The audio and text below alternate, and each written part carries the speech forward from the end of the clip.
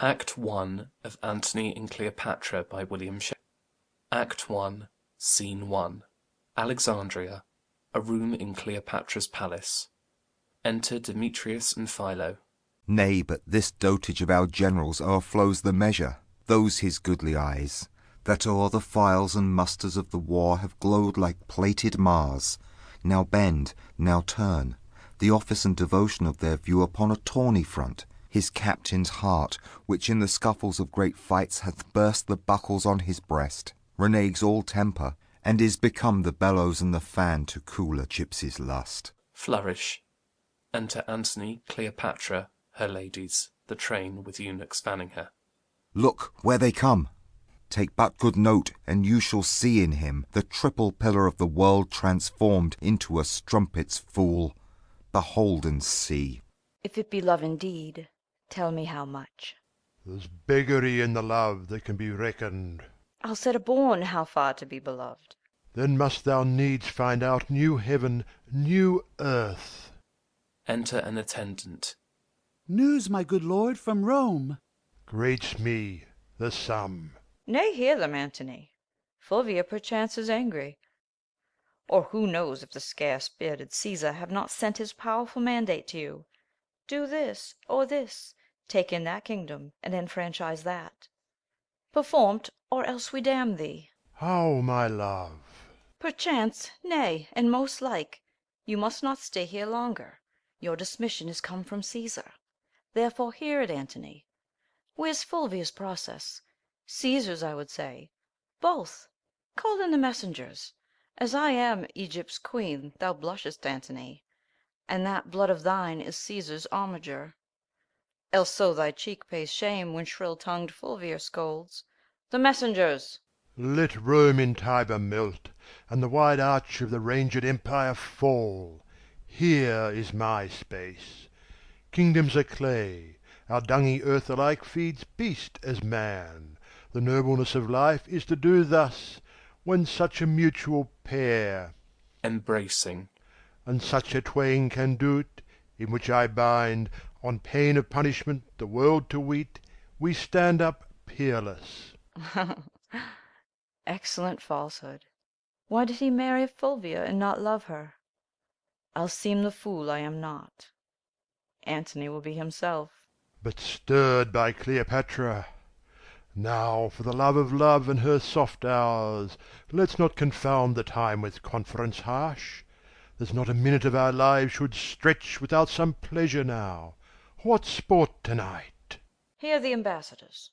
Fie, wrangling queen, whom everything becomes to chide, to laugh, to weep, whose every passion fully strives to make itself in thee fair and admired. No messenger but thine, and all alone to-night will wander through the streets and note the qualities of people.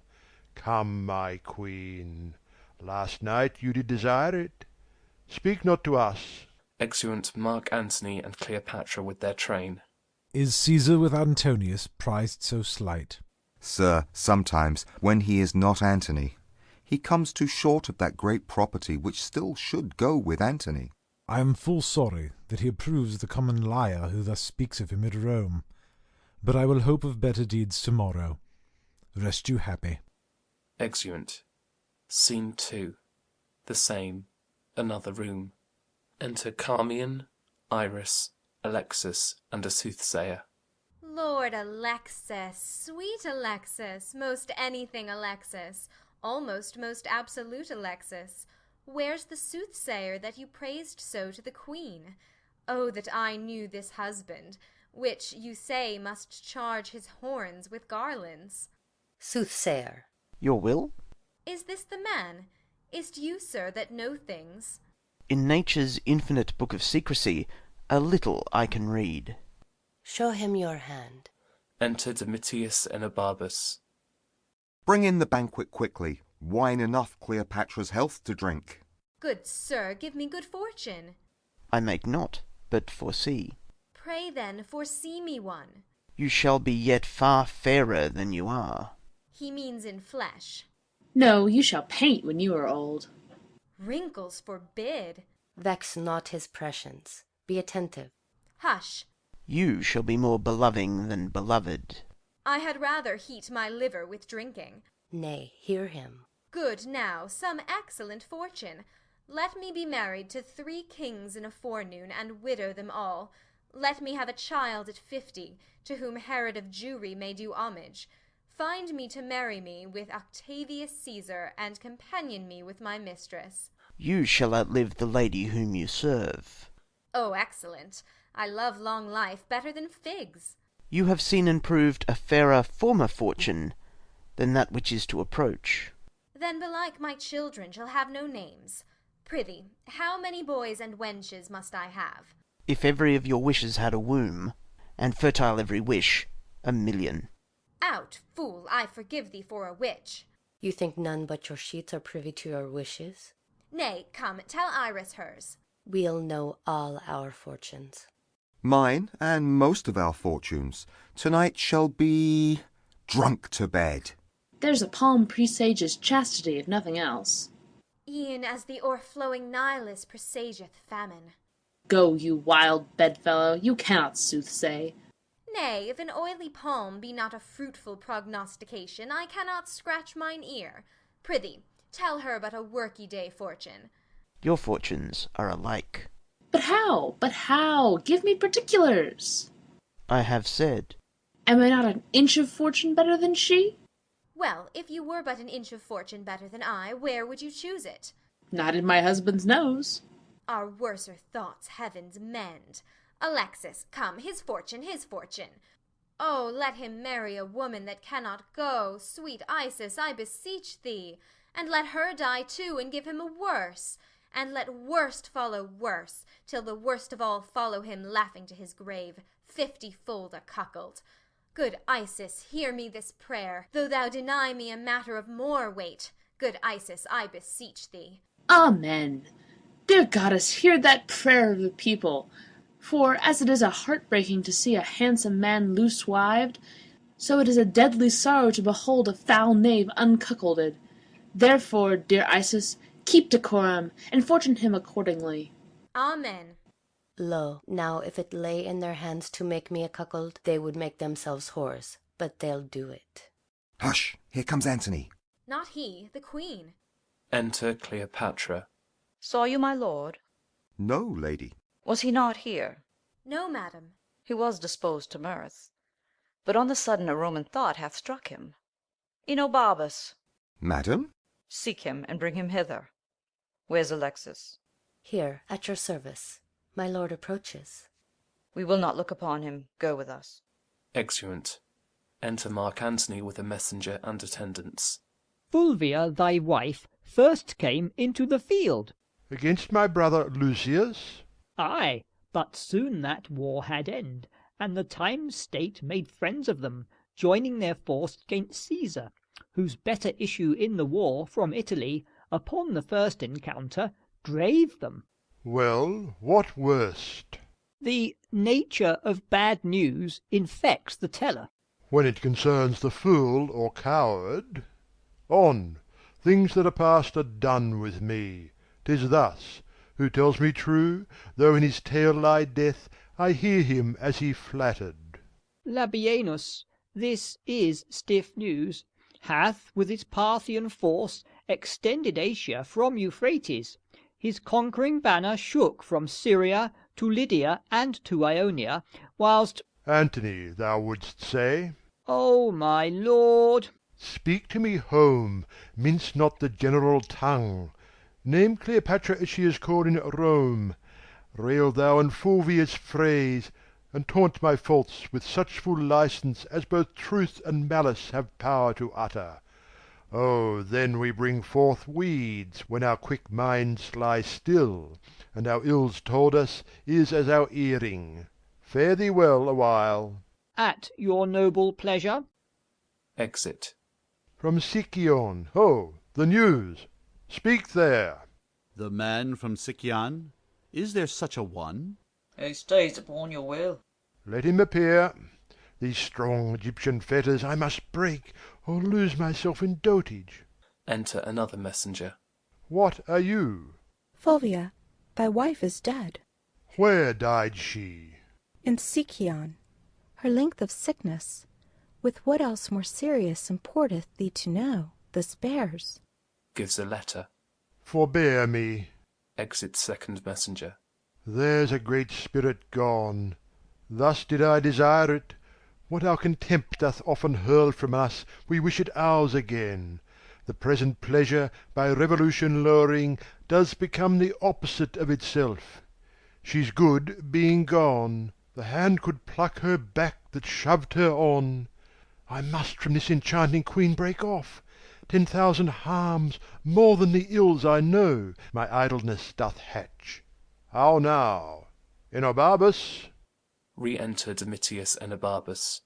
What's your pleasure, sir? I must with haste from hence. Why, then we kill all our women.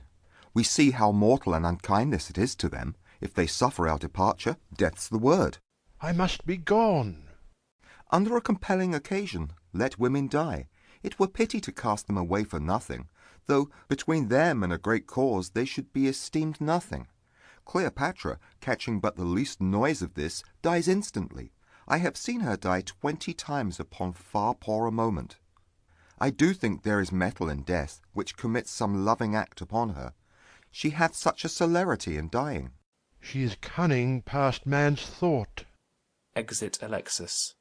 Alack, sir, no, her passions are made of nothing but the finest part of pure love. We cannot call her winds and waters sighs and tears. They are greater storms and tempests than almanacs can report. This cannot be cunning in her. If it be, she makes a shower of rain as well as Jove. Would I had never seen her. Oh, sir, you had then left unseen a wonderful piece of work, which not to have been blessed withal would have discredited your travel. Fulvia is dead. Sir? Fulvia is dead. Fulvia? Dead. Why, sir, give the gods a thankful sacrifice. When it pleases their deities to take the wife of a man from him, it shows to man the tailors of the earth, comforting therein, that when old robes are worn out, there are members to make new.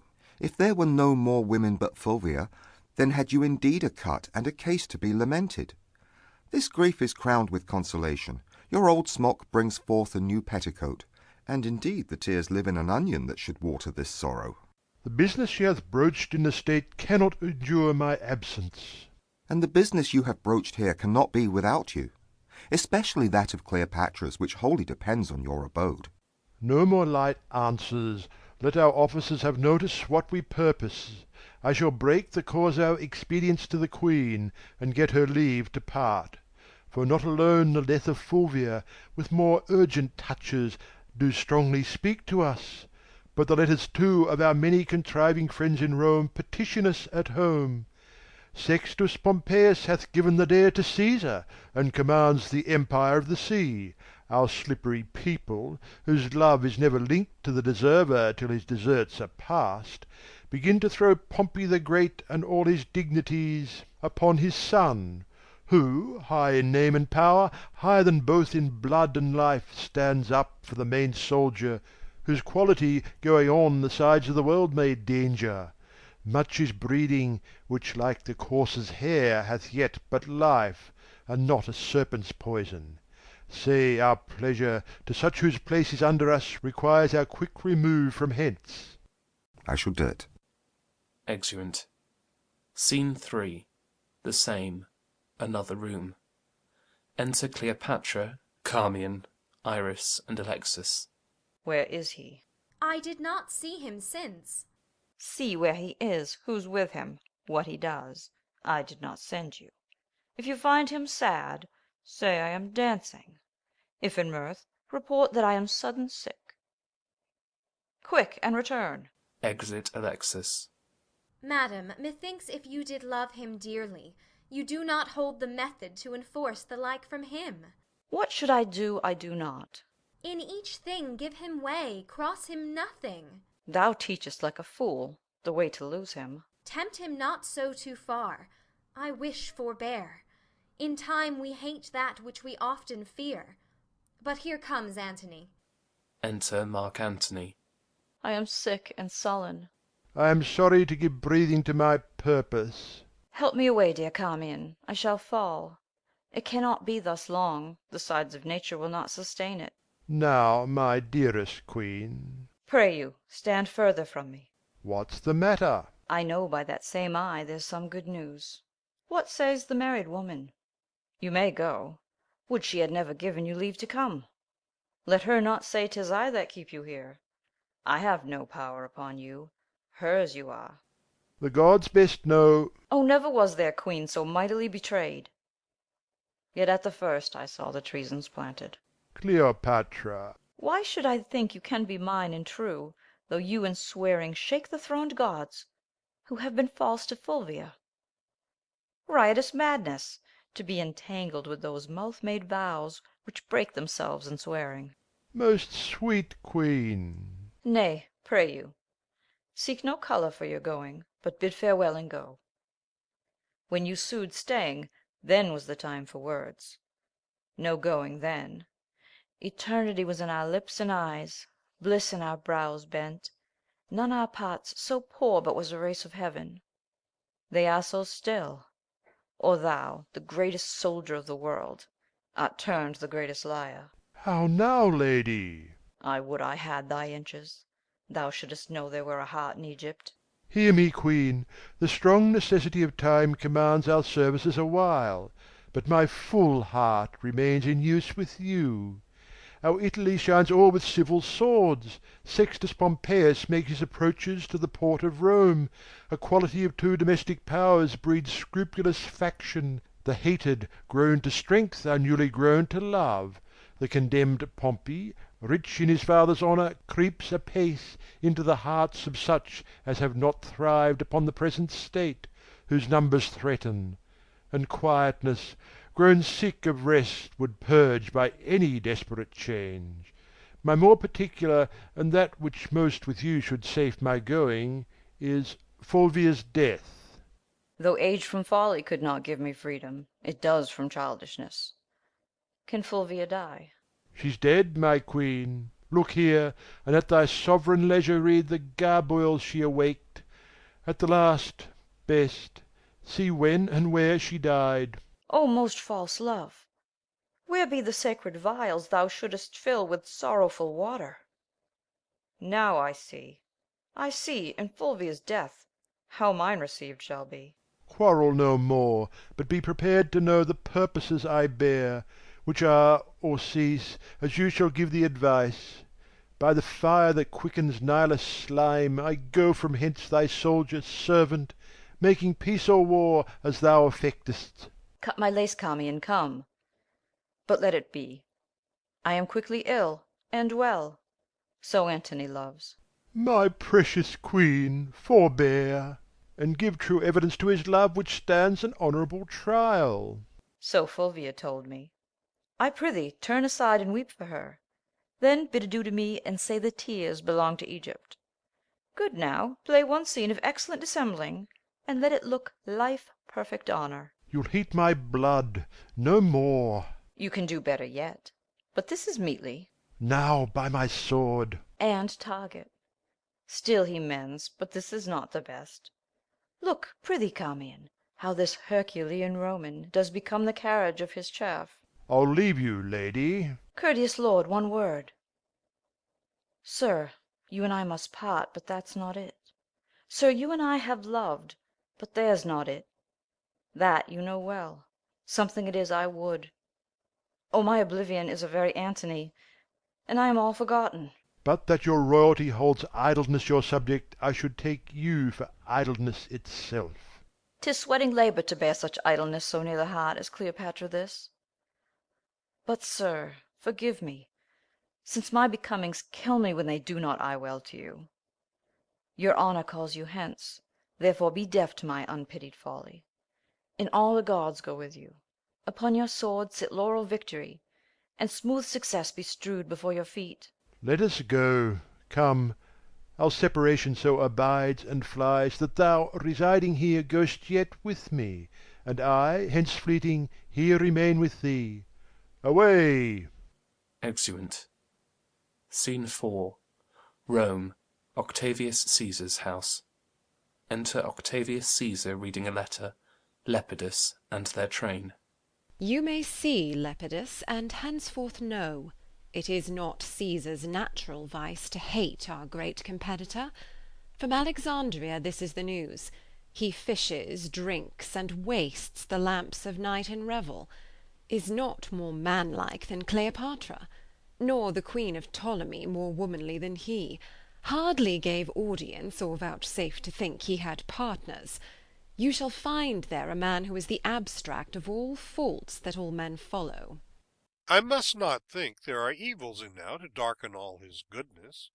His faults in him seem as the spots of heaven, more fiery by night's blackness, hereditary rather than purchased, what he cannot change, than what he chooses. You are too indulgent. Let us grant it is not amiss to tumble on the bed of Ptolemy, to give a kingdom for a mirth, to sit and keep the turn of tippling with a slave, to reel the streets at noon, and stand the buffet with knaves that smell of sweat. Say this becomes him, as his composure must be rare indeed, whom these things cannot blemish. Yet must Antony no way excuse his soils, when we do bear so great weight in his lightness. If he filled his vacancy with his voluptuousness, full surfeits, and the dryness of his bones, call on him for it. But to confound such time, that drums him from his sport, and speaks as loud as his own state and ours, 'tis to be chid as we rate boys, who being mature in knowledge, pawn their experience to their present pleasure, and so rebel to judgment. Enter a messenger. Here's more news. Thy biddings have been done, and every hour, most noble Caesar, shalt thou have report how 'tis abroad. Pompey is strong at sea, and it appears he is beloved of those that only have feared Caesar. To the ports the discontents repair, and men's reports give him much wronged. I should have known no less. It hath been taught us from the primal state, that he which is was wished until he were, and the ebbed man, ne'er loved till ne'er worth love, comes dared by being lacked. This common body, like to a vagabond flag upon the stream, goes to and back, lackeying the varying tide, to rot itself with motion. Caesar, I bring thee word. Menecrates and Menas, famous pirates, make the sea serve them, which they ear and wound with keels of every kind. Many hot inroads they make in Italy. The borders maritime lack blood to think on't, and flush youth revolt. No vessel can peep forth, but 'tis as soon taken as seen. For Pompey's name strikes more than could his war resisted. Antony, leave thy lascivious wassels. When thou once wast beaten from Medina, where thou slewest Hirtius and Pansa, consuls, at thy heel did famine follow, whom thou fought'st against, though daintily brought up, with patience more than savages could suffer. Thou didst drink the stale of horses, and the gilded puddle which beasts would cough at. Thy palate then did deign the roughest berry on the rudest hedge, yea, like the stag, when snow the pasture sheets, the barks of trees thou browsedst. On the Alps, it is reported, thou didst eat strange flesh, which some did die to look on. And all this, it wounds thine honour that I speak it now, was born so like a soldier that thy cheek so much as lanked not. 'Tis pity of him. Let his shames quickly drive him to Rome. 'Tis time we twain did show ourselves in the field, and to that end assemble we immediate council. Pompey thrives in our idleness. Tomorrow, Caesar, I shall be furnished to inform you rightly, both what by sea and land I can be able to front this present time. Till which encounter it is my business too. Farewell. Farewell, my lord. What you shall know meantime of stirs abroad, I shall beseech you, sir, to let me be partaker. Doubt not, sir. I knew it for my bond. Exeunt. Scene 5. Alexandria, Cleopatra's palace. Enter Cleopatra, Charmian, Iris, and Mardian. Carmion. Madam. Ha ha, give me to drink, Mandragora. Why, madam? That I might sleep out this great gap of time my Antony is away. You think of him too much. Oh, 'tis treason. Madam, I trust not so. Thou, eunuch Mardian. What's your highness' pleasure? Not now to hear thee sing. I take no pleasure in aught an eunuch has. 'Tis well for thee, that being unseminar'd, thy freer thoughts may not fly forth of Egypt. Hast thou affections? Yes, gracious madam. Indeed? Not indeed, madam, for I can do nothing but what indeed is honest to be done. Yet I have fierce affections, and think what Venus did with Mars. O Carmion, where thinkest thou he is now? Stands he, or sits he, or does he walk, or is he on his horse? O happy horse to bear the weight of Antony! Do bravely, horse, for what's thou whom thou movest? The demi-Atlas of this earth, the arm and burgeonet of men. He's speaking now, or murmuring. Where's my serpent of old Nile? For so he calls me. Now I feed myself with most delicious poison. Think on me that am with Phoebus' amorous pinches black and wrinkled deep in time. Broad-fronted Caesar, when thou wast here above the ground, I was a morsel for a monarch, and great Pompey would stand and make his eyes grow in my brow. There would he anchor his aspect, and die with looking on his life. Enter Alexis from Octavius Caesar. Sovereign of Egypt, hail! How much unlike art thou, Mark Antony! Yet coming from him that great medicine hath with his tinct gilded thee. How goes it with my brave Mark Antony? Last thing he did, dear queen, he kissed, the last of many doubled kisses, this orient pearl. His speech sticks in my heart. Mine ear must pluck it thence. Good friend, quoth he, say the firm Roman to great Egypt sends this treasure of an oyster, at whose foot to mend the petty present I will piece her opulent thrones with kingdoms. All the East, say thou, shall call her mistress. So he nodded, and soberly did mount an arm-gaunt steed, who neighed so high that what I would have spoke was beastly dumbed by him. What, was he sad or merry? Like to the time of year between the extremes of hot and cold, he was nor sad nor merry. O well-divided disposition! Note him, good Carmion. 'Tis the man.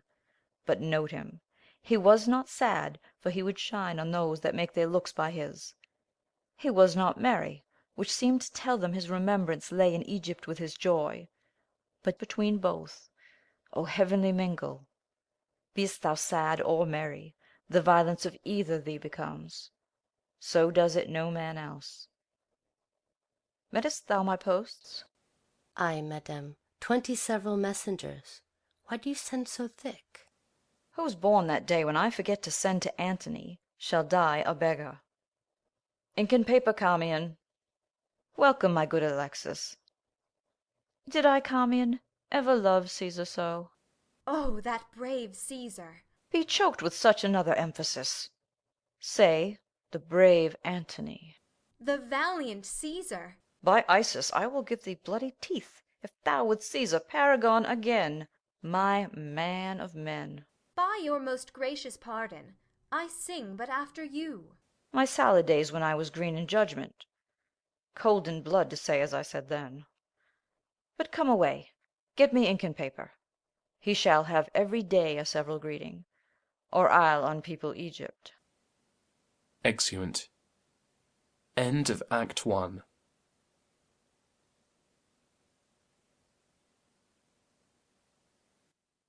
Act 2. Scene 1. Messina. Pompey's house. Enter Pompey, Menecrates, and Menas in warlike manner. If the great gods be just, they shall assist the deeds of justest men. Know, worthy Pompey, that what they do delay, they not deny. Whiles we are suitors to their throne, decays the thing we sue for. We, ignorant of ourselves, beg often our own harms, which the wise powers deny us for our own good. so find we profit by losing of our prayers. I shall do well. The people love me, and the sea is mine. My powers are crescent, and my auguring hope says it will come to the full. Mark Antony in Egypt sits at dinner, and will make no wars without doors. Caesar gets money where he loses hearts. Lepidus flatters both. Of both is flattered, but he neither loves, nor either cares for him.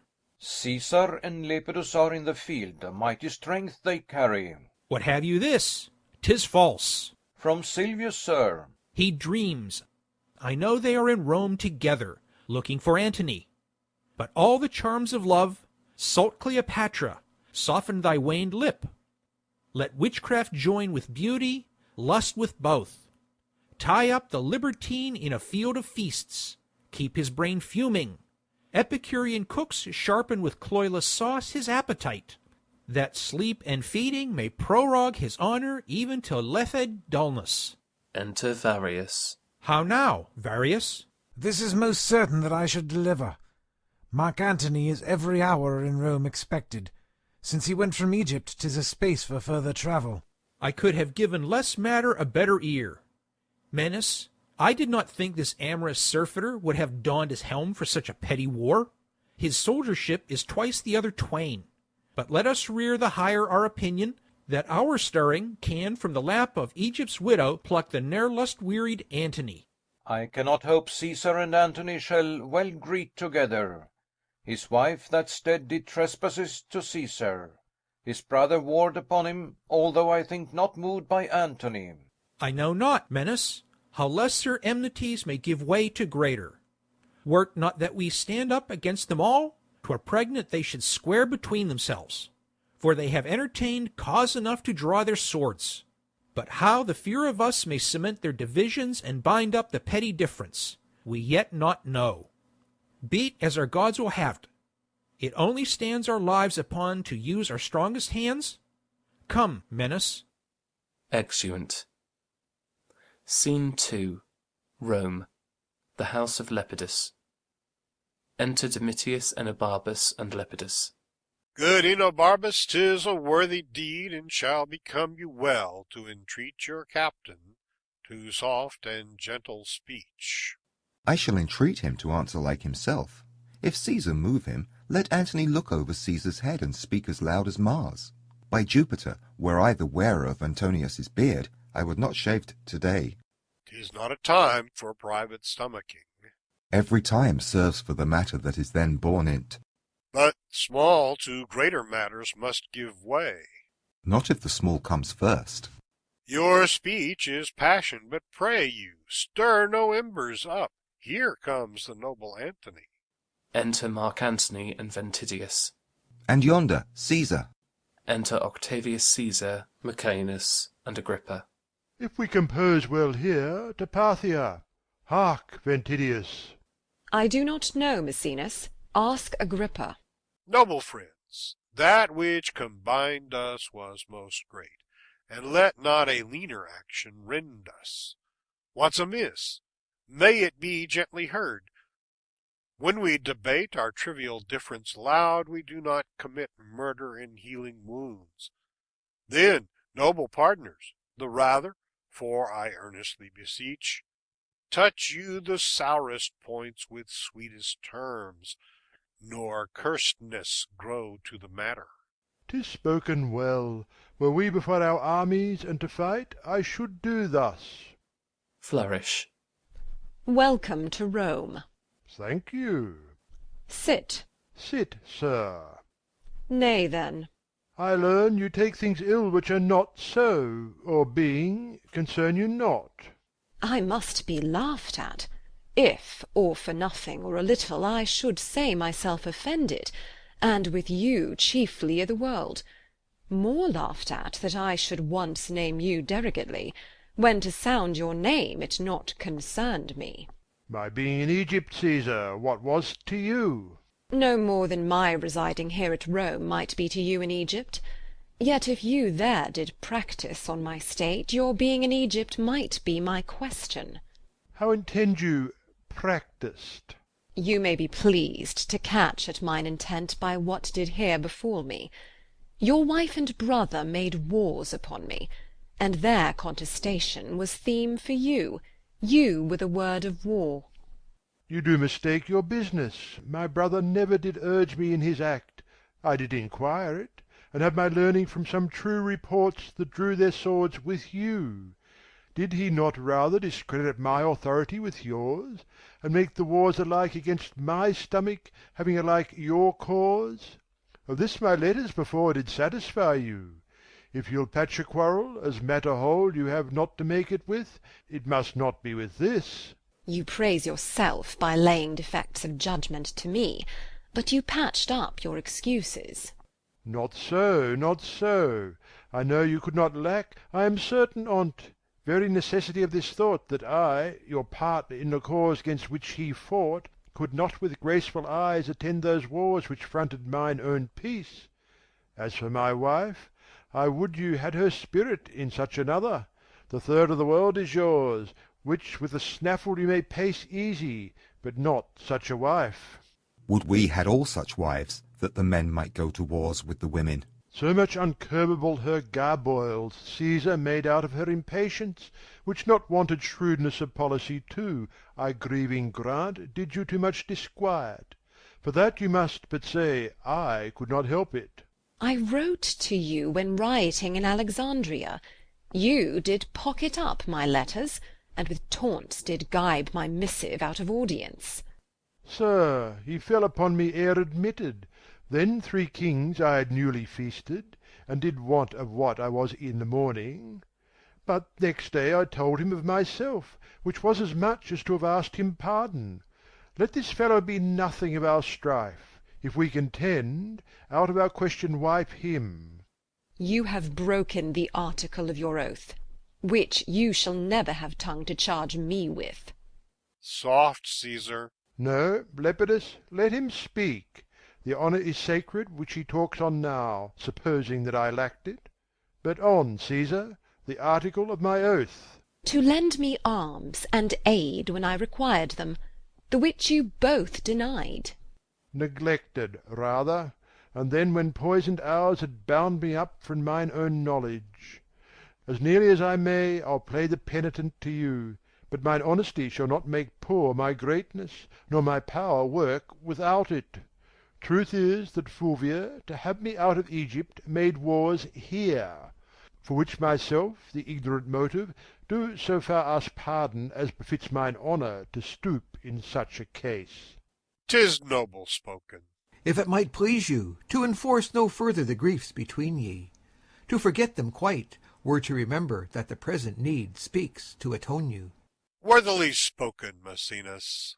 Or, if you borrow one another's love for the instant, you may, when you hear no more words of Pompey, return it again. You shall have time to wrangle in when you have nothing else to do. Thou art a soldier only. Speak no more. That truth should be silent. I had almost forgot. You wrong this presence, therefore speak no more. Go to, then, your considerate stone. I do not much dislike the matter, but the manner of his speech. For it cannot be we shall remain in friendship, our conditions so differing in their acts.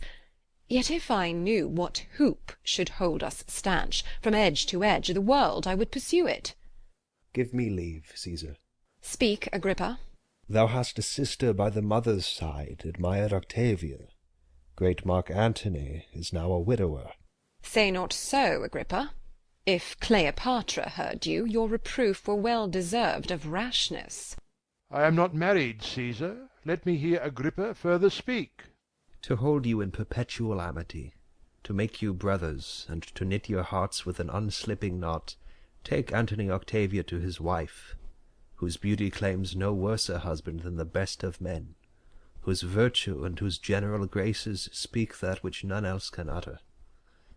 By this marriage all little jealousies which now seem great, and all great fears which now import their dangers, would then be nothing. Truths would be tales, where now half-tales be truths. Her love to both would each to other, and all loves to both, draw after her. Pardon what I have spoke, for 'tis a studied, not a present thought, by duty ruminated. Will Caesar speak? Not till he hears how Antony is touched with what is spoke already. What power is in Agrippa, if I would say, Agrippa, be it so, to make this good? The power of Caesar, and his power unto Octavia. May I never to this good purpose, that so fairly shows, dream of impediment. Let me have thy hand, further this act of grace, and from this hour the heart of brothers govern in our loves, and sway our great designs. There is my hand. A sister I bequeath you, whom no brother did ever love so dearly. Let her live to join our kingdoms and our hearts, and never fly off our loves again. Happily, amen. I did not think to draw my sword gainst Pompey, for he hath laid strange courtesies and great of late upon me. I must thank him only, lest my remembrance suffer ill report, at heel of that defy him. Time calls upon us. Of us must Pompey presently be sought, or else he seeks out us. Where lies he? About the Mount Misenum. What is his strength by land? Great and increasing, but by sea he is an absolute master. So is the fame. Would we had spoke together. Haste we for it. Yet, ere we put ourselves in arms, dispatch we the business we have talked of. With most gladness, and do invite you to my sister's view, whither straight I'll lead you. Let us, Lepidus, not lack your company. Noble Antony, not sickness should detain me. Flourish. Exeunt Octavius Caesar, Mark Antony, and Lepidus. Welcome from Egypt, sir. Half the heart of Caesar, worthy Messienus. My honourable friend, Agrippa. Good Enobarbus. We have cause to be glad that matters are so well digested. You stayed well by't in Egypt. Ay, sir. We did sleep day out of countenance, and made the night light with drinking. 8 wild boars roasted whole at a breakfast, and but 12 persons there? Is this true? This was but as a fly by an eagle. We had much more monstrous matter of feast, which worthily deserved noting. She's a most triumphant lady, if report be square to her. When she first met Mark Antony, she pursed up his heart upon the river of Cindus. There she appeared indeed, or my reporter devised well for her. I will tell you. The barge she sat in, like a burnished throne burned on the water, the poop was beaten gold, purple the sails, and so perfumed that the winds were love-sick with them. The oars were silver, which to the tune of flutes kept stroke, and made the water which they beat to follow faster as amorous of their strokes. For her own person, it beggared all description. She did lie in her pavilion, cloth of gold of tissue, or picturing that Venus which we see, the fancy outwork nature. On each side her stood pretty dimpled boys, like smiling cupids, were divers colour fans, whose wind did seem to glow the delicate cheeks which they did cool, and what they undid did. Oh, rare for Antony. Her gentlewoman, like the Nereides, so many mermaids, tended her the eyes, and made their bends adornings. At the helm a seeming mermaid steers, the silken tackles swell with the touches of those flower-soft hands, that yearly frame the office. From the barge a strange invisible perfume hits the scents of the adjacent wharfs. The city cast her people out upon her, and Antony, enthroned ere the market-place, did sit alone, whistling to the air, which, but for vacancy, had gone to gaze on Cleopatra too, and made a gap in nature. Rare Egyptian. Upon her landing, Antony sent to her, invited her to supper. She replied it should be better he became her guest, which she entreated. Our courteous Antony, who ne'er the word of no woman heard speak, being barbered 10 times o'er, goes to the feast, and for his ordinary pays his heart for what his eyes eat only. Royal wench, she made great Caesar lay his sword to bed. He ploughed her, and she cropped. I saw her once hop 40 paces through the public street, and having lost her breath, she spoke and panted that she did make defect perfection, and breathless power breathe forth. Now Antony must leave her utterly.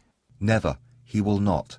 Age cannot wither her, nor custom stale her infinite variety. Other women cloy the appetites they feed, but she makes hungry where most she satisfies. For vilest things become themselves in her, that the holy priest bless her when she is riggish. If beauty, wisdom, modesty can settle the heart of Antony, Octavia is a blessed lottery to him. Let us go. Good Enobarbus, make yourself my guest whilst you abide here. Humbly, sir, I thank you. Exeunt. Scene 3. The same. Octavius Caesar's house. Enter Mark Antony, Octavius Caesar, Octavia between them, and attendants. The world and my great office will sometimes divide me from your bosom. All which time before the gods my knee shall bow my prayers to them for you. Good night, sir. My Octavia, read not my blemishes in the world's report. I have not kept my square, but that to come shall all be done by the rule. Good night, dear lady. Good night, sir. Good night. Exeunt Octavius Caesar and Octavia. Enter Soothsayer.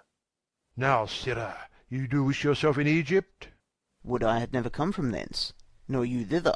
If you can, your reason. I see it in my motion, have it not in my tongue, but yet hie you to Egypt again. Say to me, whose fortune shall rise higher, Caesar's or mine? Caesar's. Therefore, O Antony, stay not by his side. Thy demon, that's thy spirit which keeps thee, is noble, courageous, high, unmatchable, where Caesar's is not. But near him thy angel becomes a fear, as being overpowered. Therefore make space enough between you. Speak this no more. To none but thee, no more, but when to thee, if thou dost play with him at any game, thou art sure to lose, and of that natural luck he beats thee 'gainst the odds. Thy lustre thickens when he shines by. I say again, thy spirit is all afraid to govern thee near him. But he away, 'tis noble. Get thee gone. Say to Ventidius I would speak with him. Exit Soothsayer. He shall to Parthia. Be it art or hap, he hath spoken true. The very dice obey him, and in our sports my better cunning faints under his chance. If we draw lots, he speeds. His cocks do win the battle still of mine, when it is all to naught, and his quails ever beat mine in hooped at odds. I will to Egypt, and though I make this marriage for my peace, i' the east my pleasure lies. Enter Ventidius. Oh, come, Ventidius, you must to Parthia. Your commission's ready. Follow me and receiv't. Exeunt. Scene 4. The same. A street. Enter Lepidus, Maecenas, and Agrippa. Trouble yourselves no further. Pray you, hasten your generals after. Sir, Mark Antony will e'en but kiss Octavia, and will follow. Till I shall see you in your soldier's dress, which will become you both. Farewell. We shall, as I conceive the journey, be at the mount before you, Lepidus. Your way is shorter. My purposes do draw me much about. You'll win 2 days upon me. With Agrippa. Sir, good success. Farewell. Exeunt. Scene 5. Alexandria. Cleopatra's palace. Enter Cleopatra, Carmion, Iris, and Alexis. Give me some music. Music, moody food of us that trade in love. The music, ho! Enter Mardian. Let it alone. Let's to billiards. Come, Carmion. My arm is sore. Best play with Mardian. As well a woman with an eunuch played as with a woman. Come, you'll play with me, sir? As well as I can, madam. And when goodwill is showed, thought come too short, the actor may plead pardon. I'll none now. Give me mine angle, we'll to the river. There, my music playing far off, I will betray tawny finned fishes. My bended hook shall pierce their slimy jaws, and as I draw them up, I'll think them every one an Antony, and say, Aha, you're caught. 'Twas merry when you wagered on your angling, when your diver did hang a salt fish on his hook, which he with fervency drew up. That time, O times! I laughed him out of patience, and that night I laughed him into patience, and next morn, ere the 9th hour, I drunk him to his bed, then put my tires and mantles on him, whilst I wore his sword Philippine. Enter a messenger. Oh, from Italy! Ram thou thy fruitful tidings in mine ears, that long time have been barren. Madam, madam, Antonius dead. If thou say so, villain, thou killest thy mistress. But well and free, if thou so yield him, there is gold, and here my bluest veins to kiss, a hand that kings have lipped and trembled kissing. first, madam, he is well. Why, there's more gold. But, sirrah, mark, we used to say the dead are well. Bring it to that, the gold I give thee will I melt and pour down thy ill-uttering throat. Good madam, hear me. Well, go to, I will. But there's no goodness in thy face. If Antony be free and healthful, so tart a favour to trumpet such good tidings. If not well, thou shouldest come like a fury crowned with snakes, not like a formal man. Wilt please you hear me? I have a mind to strike thee ere thou speakest. Yet if thou say Antony lives, is well, or friends with Caesar, or not captive to him, I'll set thee in a shower of gold, and hail rich pearls upon thee. Madam, he's well. Well said. And friends with Caesar. Thou'rt an honest man. Caesar and he are greater friends than ever. Make thee a fortune from me. But yet, madam. I do not like but yet. It does allay the good precedents. Fie upon but yet. But yet is a jailor to bring forth some monstrous malefactor. Prithee, friend, pour out the pack of matter to mine ear, the good and bad together. He's friends with Caesar, and state of health thou sayest, and thou sayest free. Free, madam, no. I made no such report. He's bound unto Octavia. For what good turn? For the best turn in the bed. I am pale, Carmion. Madam, he's married to Octavia. The most infectious pestilence upon thee. Strikes him down. Good madam, patience. What say you? Hence. Strikes him again. Horrible villain, or I'll spurn thine eyes like balls before me. I'll unhair thy head. She hells him up and down.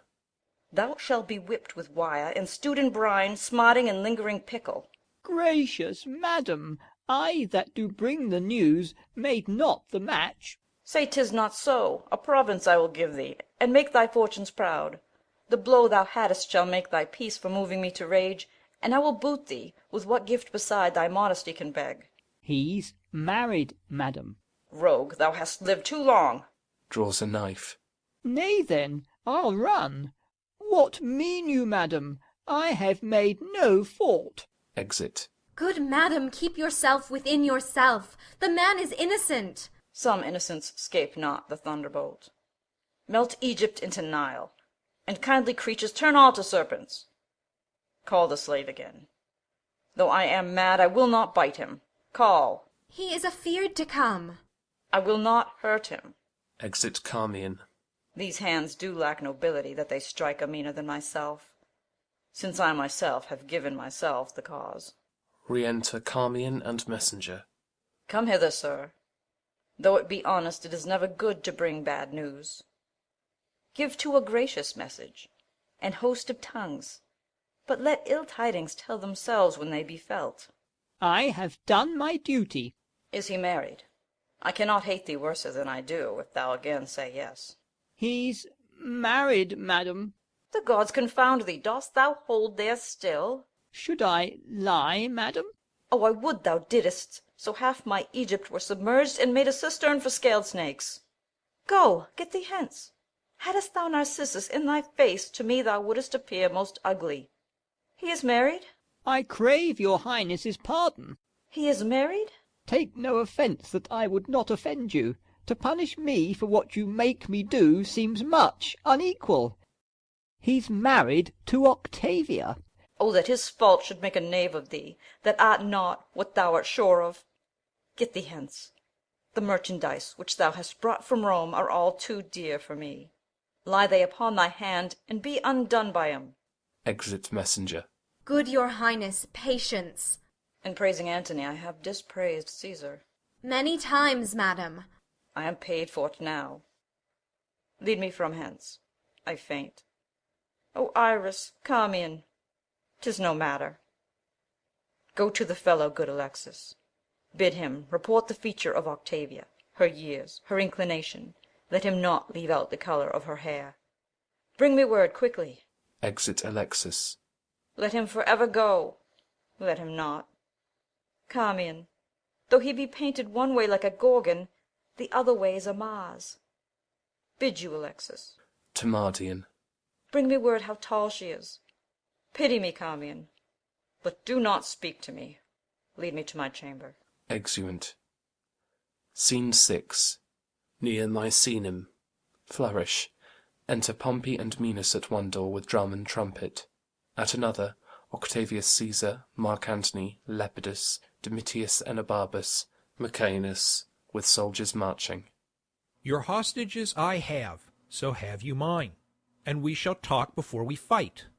Most meet that first we come to words, and therefore have we our written purposes before us sent, which if thou hast considered, let us know if 'twill tie up thy discontented sword, and carry back to Sicily much tall youth that else must perish here. To you all three, the senators alone of this great world, chief factors for the gods, I do not know wherefore my father should revengers want, having a son and friends. Since Julius Caesar, who at Philippi the good Brutus ghosted, there saw you labouring for him. What was that moved pale Crassus to conspire, and what made the all-honoured, honest Roman, Brutus, with the armed rest, courtiers and beauteous freedom, to drench the Capitol, but that they would have one man but a man? And that is it hath made me rig my navy, at whose burthen the angered ocean foams, and with which I meant to scourge the ingratitude that despiteful Rome cast on my noble father. Take your time. Thou canst not fear us, Pompey, with thy sails. We'll speak with thee at sea. At land thou knowest how much we do o'ercount thee. At land, indeed, thou dost o'ercount me of my father's house. But, since the cuckoo builds not for himself, remain in't as thou mayest. Be pleased to tell us, for this is from the present, how you take the offers we have sent you. There's the point. Which do not be entreated to, but weigh what is worth embraced. And what may follow, to try a larger fortune. You have made me offer of Sicily, Sardinia, and I must rid all the sea of pirates. Then, to send measures of wheat to Rome, this agreed upon to part with unhacked edges, and bear back our targes undinted. With Antony and Lepidus. That's our offer. No, then, I came before you here a man prepared to take this offer. But Mark Antony put me to some impatience, though I lose the praise of it by telling. You must know, when Caesar and your brother were at blows, your mother came to Sicily and did find her welcome friendly. I've heard it, Pompey, and am well studied for a liberal thanks which I do owe you. Let me have your hand. I did not think, sir, to have met you here. The beds i' the east are soft, and thanks to you, that called me timelier than my purpose hither, for I have gained by it. Since I saw you last, there is a change upon you. Well, I know not what counts harsh fortune casts upon my face, but in my bosom shall she never come, to make my heart her vassal. Well met here. I hope so, Lepidus. Thus we are agreed. I crave our composition may be written, and sealed between us. That's the next to do. We'll feast each other ere we part, and let's draw lots who shall begin. That will I, Pompey. No, Antony, take the lot. But, first or last, your fine Egyptian cookery shall have the fame. I have heard that Julius Caesar grew fat with feasting there. You have heard much. I have fair meanings, sir. And fair words to them. Then so much have I heard, and I have heard Apollodorus carried— No more of that. He did so. What, I pray you? A certain queen to Caesar in a mattress. I know thee now. How farest thou, soldier? Well, and well am like to do, for, I perceive, 4 feasts are toward.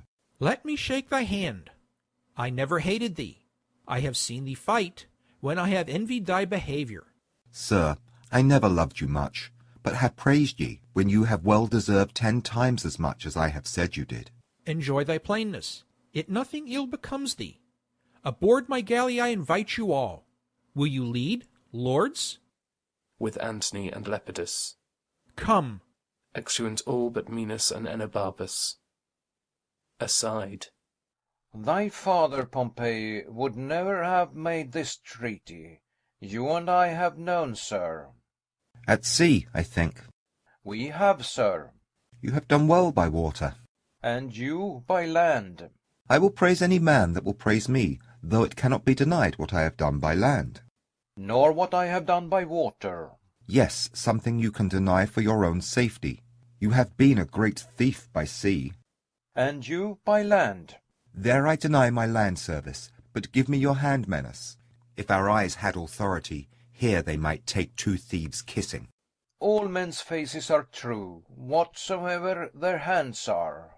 But there is never a fair woman has a true face. No slander, they steal hearts. We came hither to fight with you. For my part, I am sorry it is turned to a drinking. Pompey doth this day laugh away his fortune. If he do, sure, he cannot weep back again. You've said, sir, we look not for Mark Antony here. Pray you, is he married to Cleopatra? Caesar's sister is called Octavia. True, sir, she was the wife of Caius Marcellus. But she is now the wife of Marcus Antonius. Pray ye, sir? 'Tis true. Then is Caesar and he forever knit together. If I were bound to divine of this unity, I would not prophesy so. I think the policy of that purpose made more in the marriage than the love of the parties.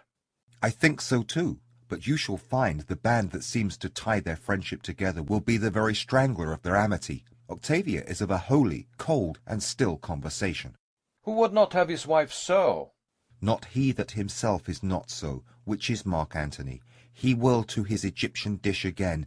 Then shall the sighs of Octavia blow the fire up in Caesar, and, as I said before, that which is the strength of their amity shall prove the immediate author of their variance. Antony will use his affection where it is. He married but his occasion here. And thus it may be. Come, sir, will you aboard? I have a health for you. I shall take it, sir. We have used our throats in Egypt. Come, let's away. Exeunt. Scene 7. On board Pompey's galley off Misenum. Music plays. Enter 2 or 3 servants with a banquet. Here they'll be, man. Some of their plants are ill-rooted already. The least wind of the world will blow them down. Lepidus is high-coloured. They have made him drink alms drink.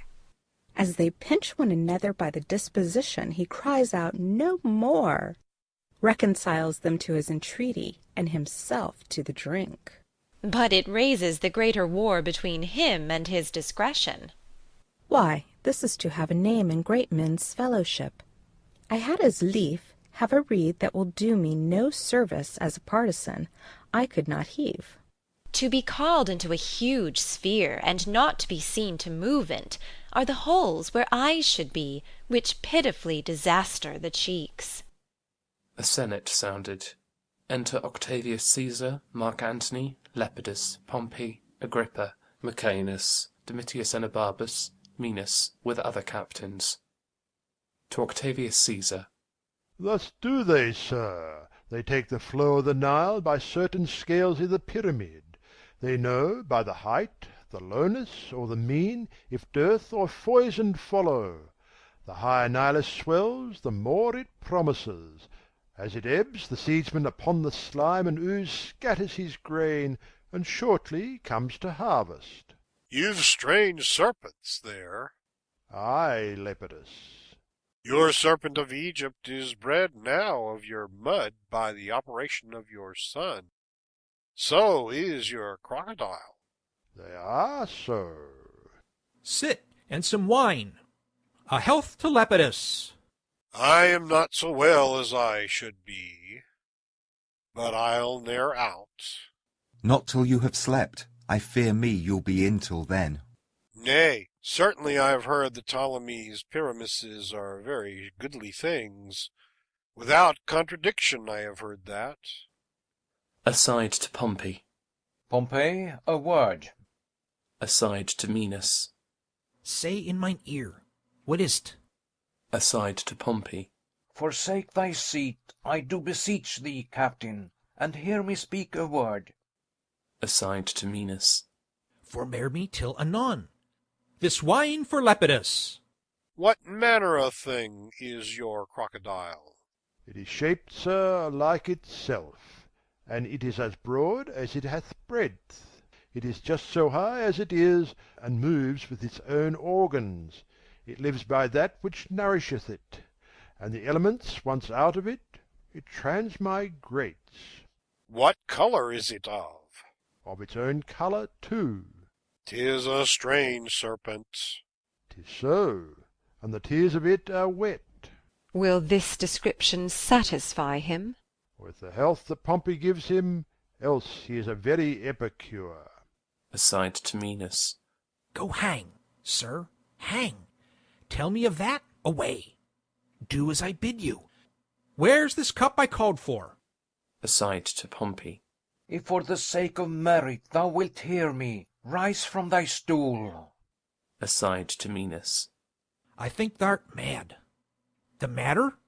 Rises and walks aside. I have ever held my cap off to thy fortunes. Thou hast served me with much faith. What else to say? Be jolly, lords. These quicksands, Lepidus, keep off them, for you sink. Wilt thou be lord of all the world? What sayest thou? Wilt thou be lord of the whole world? That's twice. How should that be? But entertain it, and though thou think me poor, I am the man, will give thee all the world. Hast thou drunk well? Now, Pompey, I have kept me from the cup. Thou art, if thou darest be, the earthly Jove. Whatever the ocean pales or sky eclipse is thine if thou wilt hat. Show me which way. These three world-sharers, these competitors, are in thy vessel. Let me cut the cable, and when we are put off, fall to their throats. All there is thine. Ah, this thou shouldest have done, and not have spoken on't. In me 'tis villainy, in thee't had been good service. Thou must know, 'tis not my profit that does lead mine honour. Mine honour, it. Repent that ere thy tongue hath so betrayed thine act. Being done unknown, I should have found it afterwards well done, but must condemn it now. Desist, and drink. Aside. For this I'll never follow thy palled fortunes more. Who seeks and will not take when once 'tis offered, shall never find it more. This health to Lepidus. Bear him ashore. I'll pledge it for him, Pompey. Here's to thee, Menace. Enobarbus, welcome. Fill till the cup be hid. There's a strong fellow, Menace. Pointing to the attendant who carries off Lepidus. Why? A bear's the third part of the world, man. Seest not? The third part then is drunk. Would it were all, that it might go on wheels. Drink thou. Increase the reels. Come. This is not yet an Alexandrian feast. It ripens towards it. Strike the vessels, ho! Here is to Caesar. I could well forbear it. It's monstrous labour when I wash my brain, and it grows fouler. Be a child of the time. Possess it, I'll make answer. But I had rather fast from all 4 days than drink so much in one. Ha! My brave emperor. To Mark Antony. Shall we dance now the Egyptian bacchanals, and celebrate our drink? Let's hay it, good soldier. Come, let's all take hands, till that the conquering wine hath steeped our sense in soft and delicate Lethe. All take hands, make battery to our ears with the loud music. The while I place you, then the boy shall sing, the holding every man shall bear as loud as his strong sides can volley. Music plays. Domitius Enobarbus places them hand in hand. The song. Come, thou monarch of the vine, plumpy baker, sweet being kind. In thy fats our cares be drowned, with thy grapes our hairs be crowned. Cup as still the world go round, cup as still the What would you more? Pompey, good night. Good brother, let me request you off. Our graver business frowns at this levity. Gentle lords, let's part. You see we have burnt our cheeks. Strong Enobarb is weaker than the wine, and mine own tongue splits what it speaks. The wild disguise hath almost anticked us all. What needs more words? Good night. Good Antony, your hand. I'll try you on the shore. And shall, sir, gives your hand. Oh, Antony, you have my father's house, but, what, we are friends. Come, down into the boat. Take heed you fall not. Exeunt all but Domitius and Enobarbus and Minos. Menas, I'll not on shore. No, to my cabin. These drums, these trumpets, flutes, what? Let Neptune hear we bid a loud farewell to these great fellows. Sound and be hanged, sound out. Sound a flourish with drums. Ho! Caesar, there's my cap. Ho, noble captain, come. Exeunt. End of Act 2.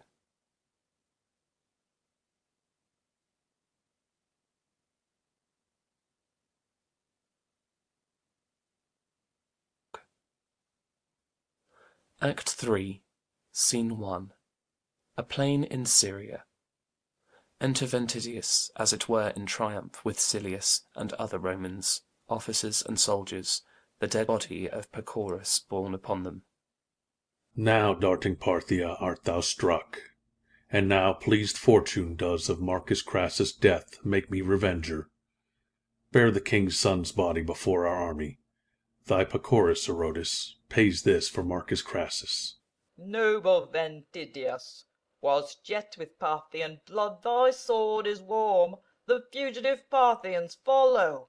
Spur through Media, Mesopotamia, and the shelters whither the rooted fly, since our grand captain Antony shall set thee on triumphant chariots, and put garlands on thy head. O Silius, Silius, I have done enough. A lower place, note well, may make too great an act. For learn this, Silius, better to leave undone, than by our deed acquire too high a fame when him we serves away. Caesar and Antony have ever won more in their officer than person. Saucius, one of my place in Syria, his lieutenant, for quick accumulation of renown which he achieved by the minute, lost his favour. Who does in the wars more than his captain can, becomes his captain's captain, and ambition, the soldier's virtue, rather makes choice of loss than gain which darkens him. I could do more to do Antonius good, but 'twould offend him, and in his offence should my performance perish. Thou hast, Ventidius, that without the which a soldier and his sword grant scarce distinction. Thou wilt rate to Antony. I'll humbly signify what in his name, that magical word of war, we have effected. How with his banners and his well-paid ranks, the ne'er yet beaten horse of Parthia we have jaded out of the field. Where is he now? He purposeth to Athens, whither with what haste the weight we must convey with us will permit, we shall appear before him. On there, pass along. Exeunt. Scene 2. Rome, an antechamber in Octavius Caesar's house. Enter Agrippa at one door, Domitius and Enobarbus at another. What, are the brothers parted? They have dispatched with Pompey. He is gone. The other three are sealing. Octavia weeps to part from Rome. Caesar is sad, and Lepidus, since Pompey's feast, as Menas says, is troubled with the green sickness. 'Tis a noble Lepidus. A very fine one. Oh, how he loves Caesar. Nay, but how dearly he adores Mark Antony. Caesar? Why, he's the Jupiter of men. What's Antony the god of Jupiter? Spake you of Caesar? How? The nonpareil. O Antony, O thou Arabian bird. Would you praise Caesar? Say Caesar. Go no further. Indeed, he plied them both with excellent praises. But he loves Caesar best. Yet he loves Antony. Ho, hearts, tongues, figures, scribes, bards, poets cannot think, speak, cast, write, sing, number. Ho, his love to Antony. But as for Caesar, kneel down and wonder. Both he loves. They are his shards, and he their beetle. Trumpets within. So, this is to horse. Adieu, noble Agrippa. Good fortune, worthy soldier, and farewell. Enter Octavius Caesar, Mark Antony, Lepidus, and Octavia. No further, sir. You take from me a great part of myself. Use me well, and sister, prove such a wife as my thoughts make thee, and as my farthest band shall pass on thy approof. Most noble Antony, let not the piece of virtue which is set betwixt us as the cement of our love, to keep it builded, be the ram to batter the fortress of it. For better might we have loved without this mean, if on both parts this be not cherished. Make me not offended in your distrust. I have said. You shall not find, though you be therein curious, the least cause for what you seem to fear. So the gods keep you, and make the hearts of Romans serve your ends. We will here part. Farewell, my dearest sister. Fare thee well. The elements be kind to thee, and make thy spirits all of comfort. Fare thee well. My noble brother. The April's in her eyes. It is love's spring, and these the showers to bring it on. Be cheerful. Sir, look well to my husband's house, and— What, Octavia? I'll tell you in your ear. Her tongue will not obey her heart, nor can her heart inform her tongue. The swan's down feather that stands upon the swell at full of tide, and neither way inclines. Aside to Agrippa. Will Caesar weep? Aside to Domitius and Abarbus. He has a cloud in his face. Aside to Agrippa. He were the worse for that, were he a horse. So is he, being a man. Aside to Domitius and Abarbus. Why, Enobarbus, when Antony found Julius Caesar dead, he cried almost to roaring, and he wept when at Philippi he found Brutus slain. Aside to Agrippa.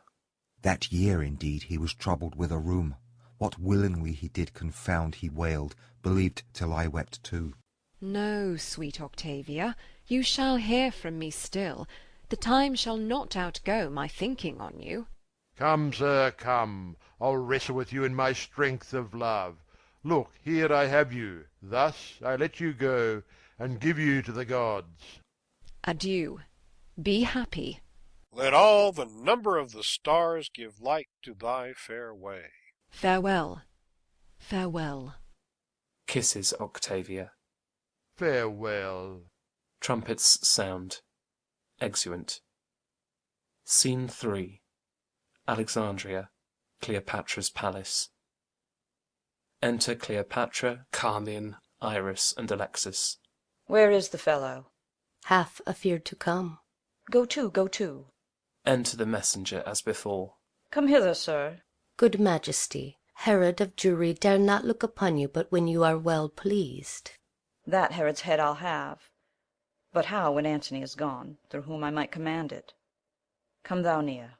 Most gracious Majesty. Didst thou behold Octavia? I, dread Queen? Where? Madam, in Rome. I looked her in the face, and saw her led between her brother and Mark Antony. Is she as tall as me? She is not, madam. Didst hear her speak? Is she shrill-tongued or low? Madam, I heard her speak. She is low-voiced. That's not so good. I cannot like her long. Like her? Oh, Isis, 'tis impossible. I think so, Carmion. Dull of tongue and dwarfish. What majesty is in her gait? Remember, if e'er thou lookest on majesty. She creeps. Her motion and her station are as one. She shows a body rather than a life, a statue than a breather. Is this certain? Or I have no observance. 3 in Egypt cannot make better note. He's very knowing, I do perceiv't. There's nothing in her yet. The fellow has good judgment.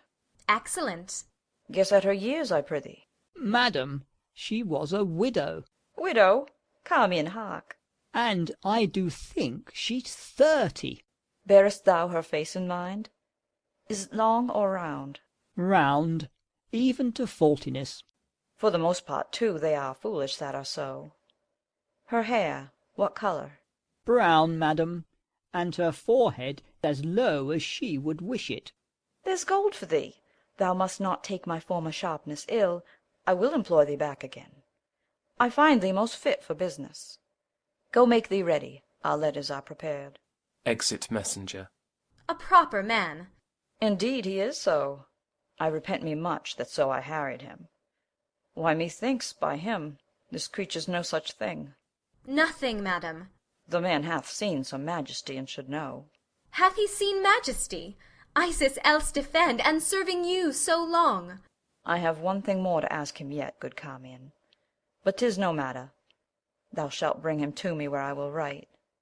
All may be well enough. I warrant you, madam. Exeunt. Scene 4. Athens. A room in Mark Antony's house. Enter Mark Antony and Octavia. Nay, nay, Octavia, not only that.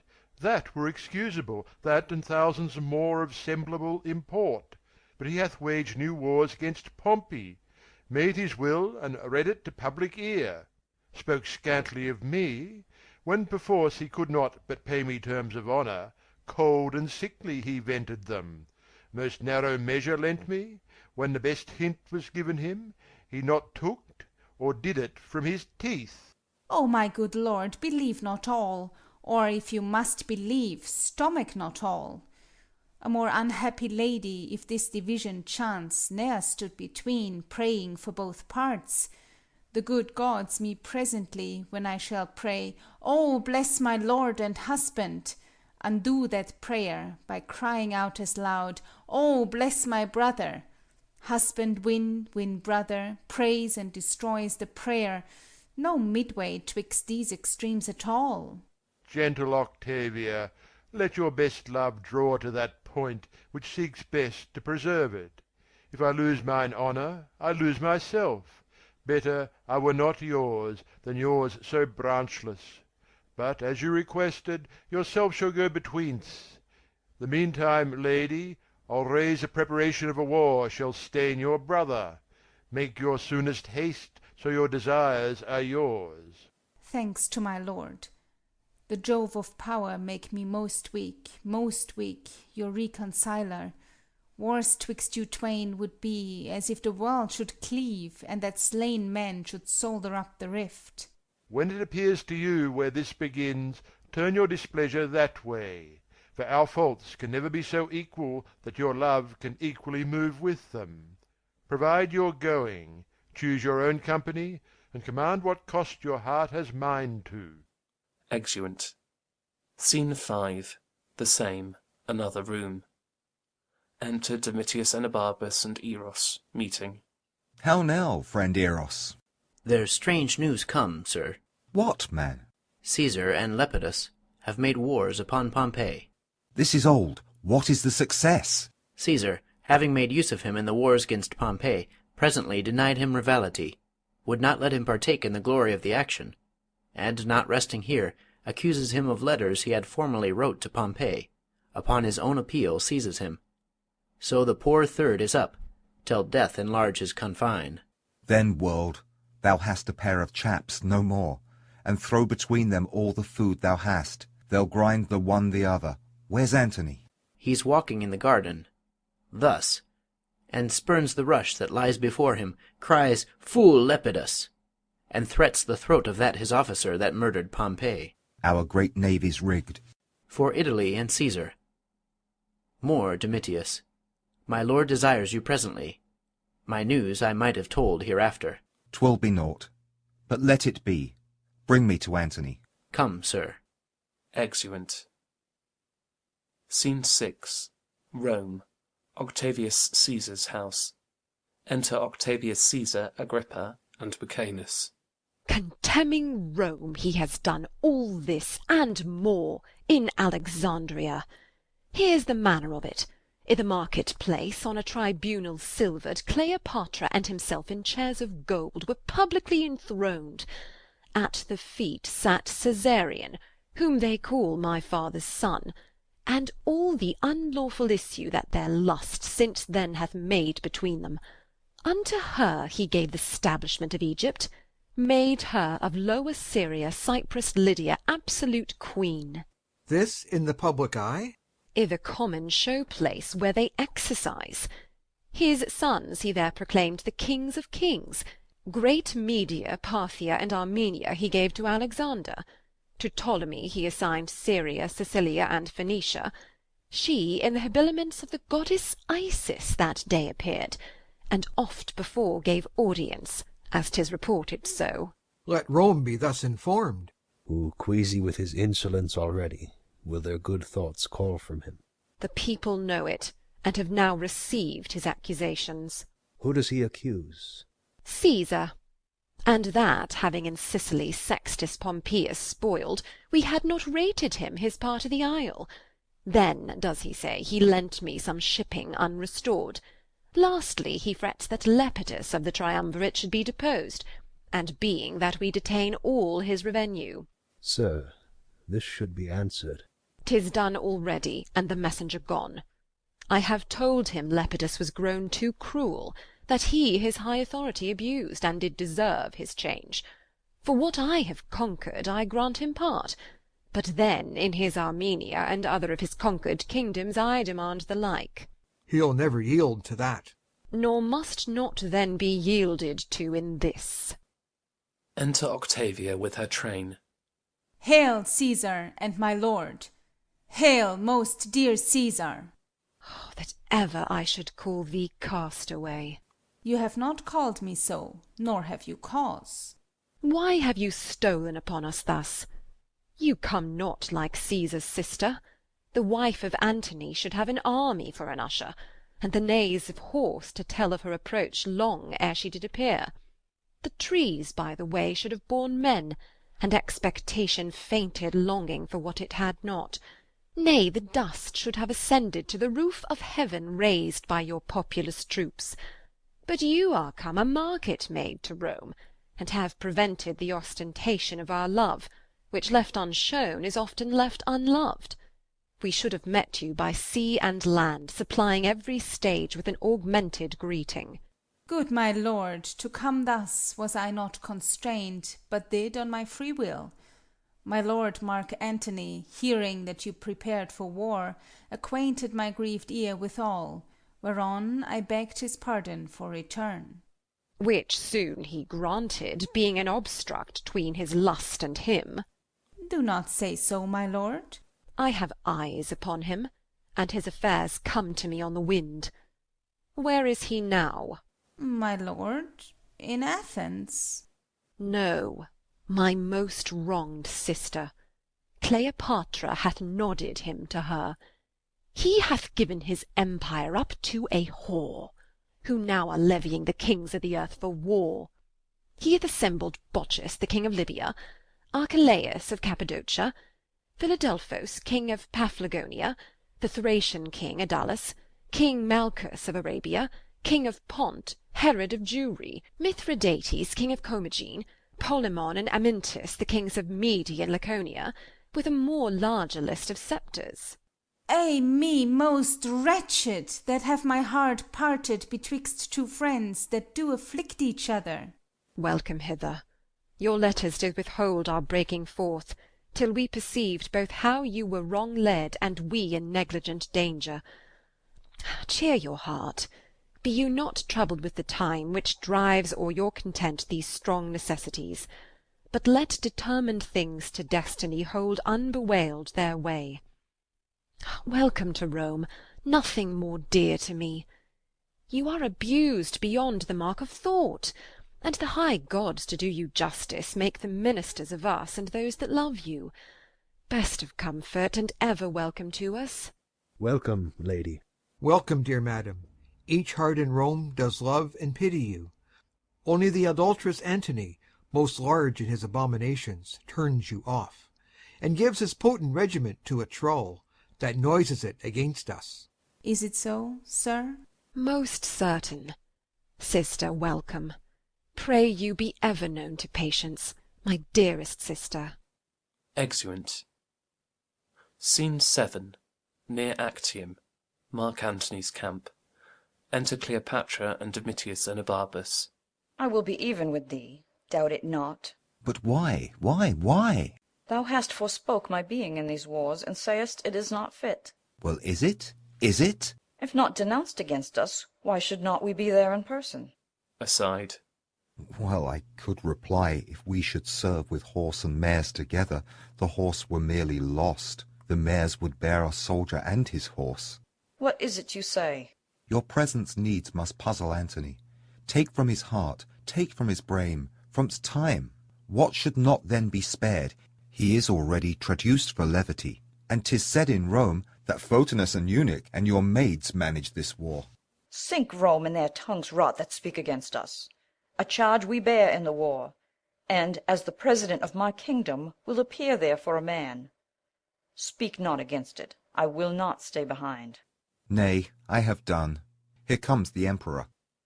Enter Mark Antony and Canidius.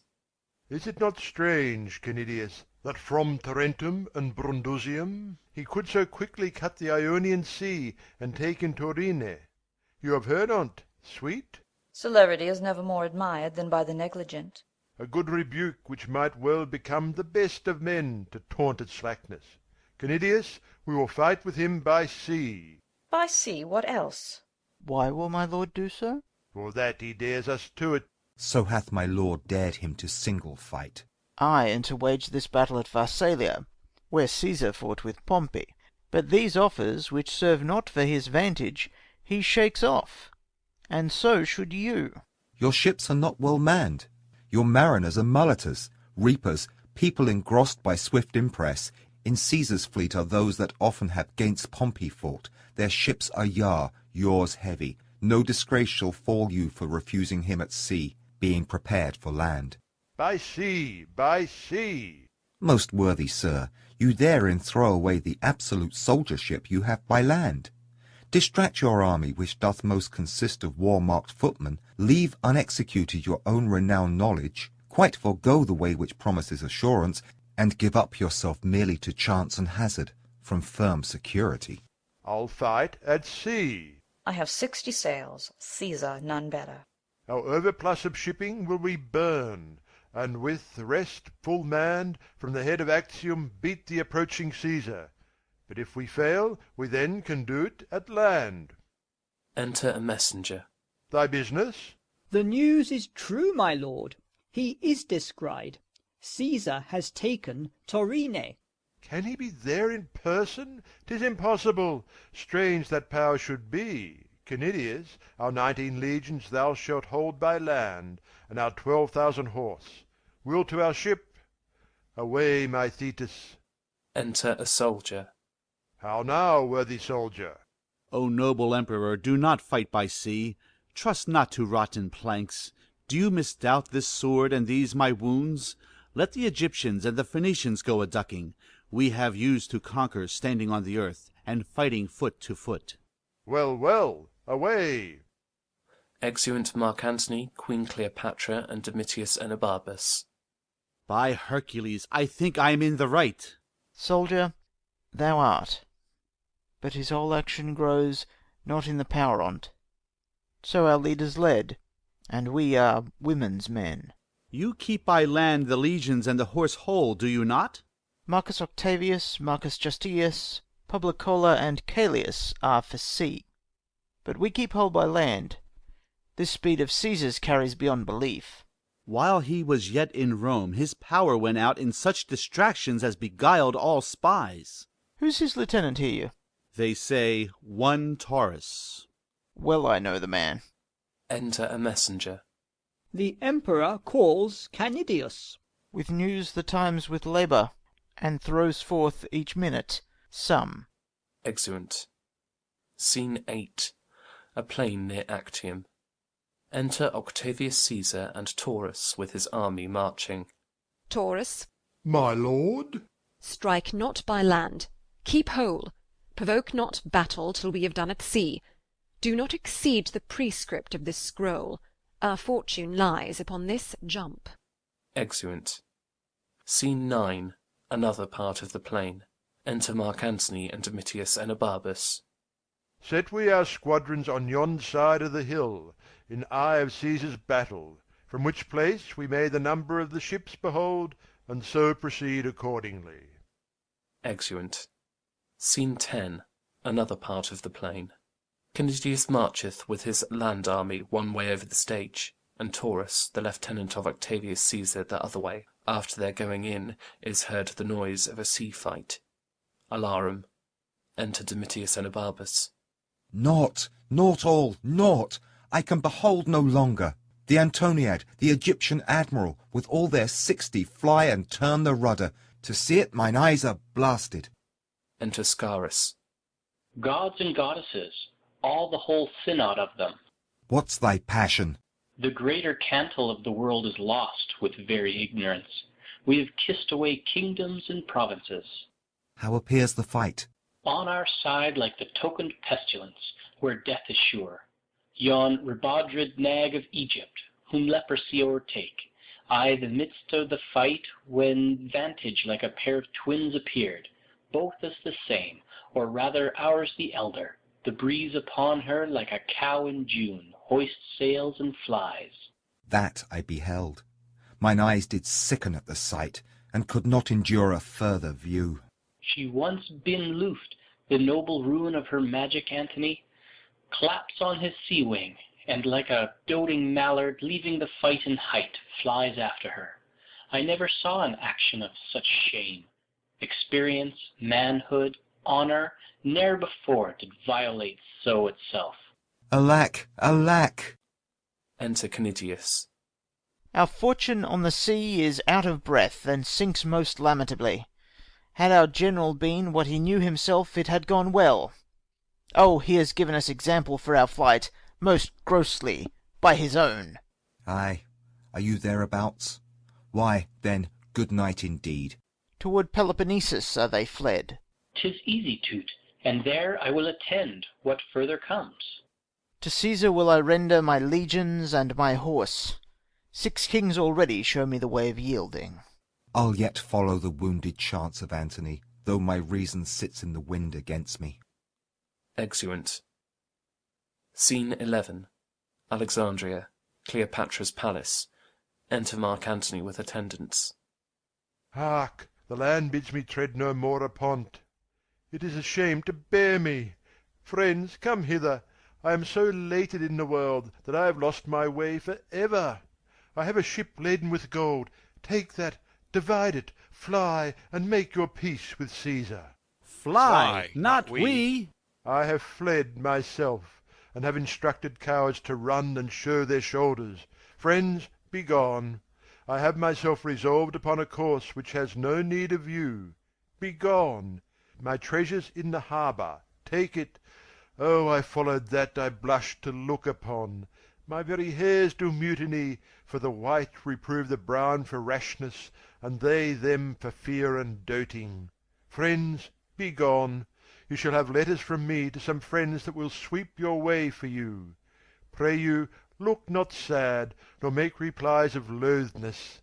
Take the hint which my despair proclaims. Let that be left which leaves itself. To the seaside straightway. I will possess you of that ship and treasure. Leave me, I pray, a little. Pray you now. Nay, do so, for indeed I have lost command, therefore I pray you. I'll see you by and by. Sits down. Enter Cleopatra, led by Charmian and Iris, Eros following. Nay, gentle madam, to him. Comfort him. Do, most dear queen. Do? Why, what else? Let me sit down. O Juno! No, no, no, no, no. See you here, sir? Oh, fie, fie, fie. Madam! Madam, O good empress! Sir, sir.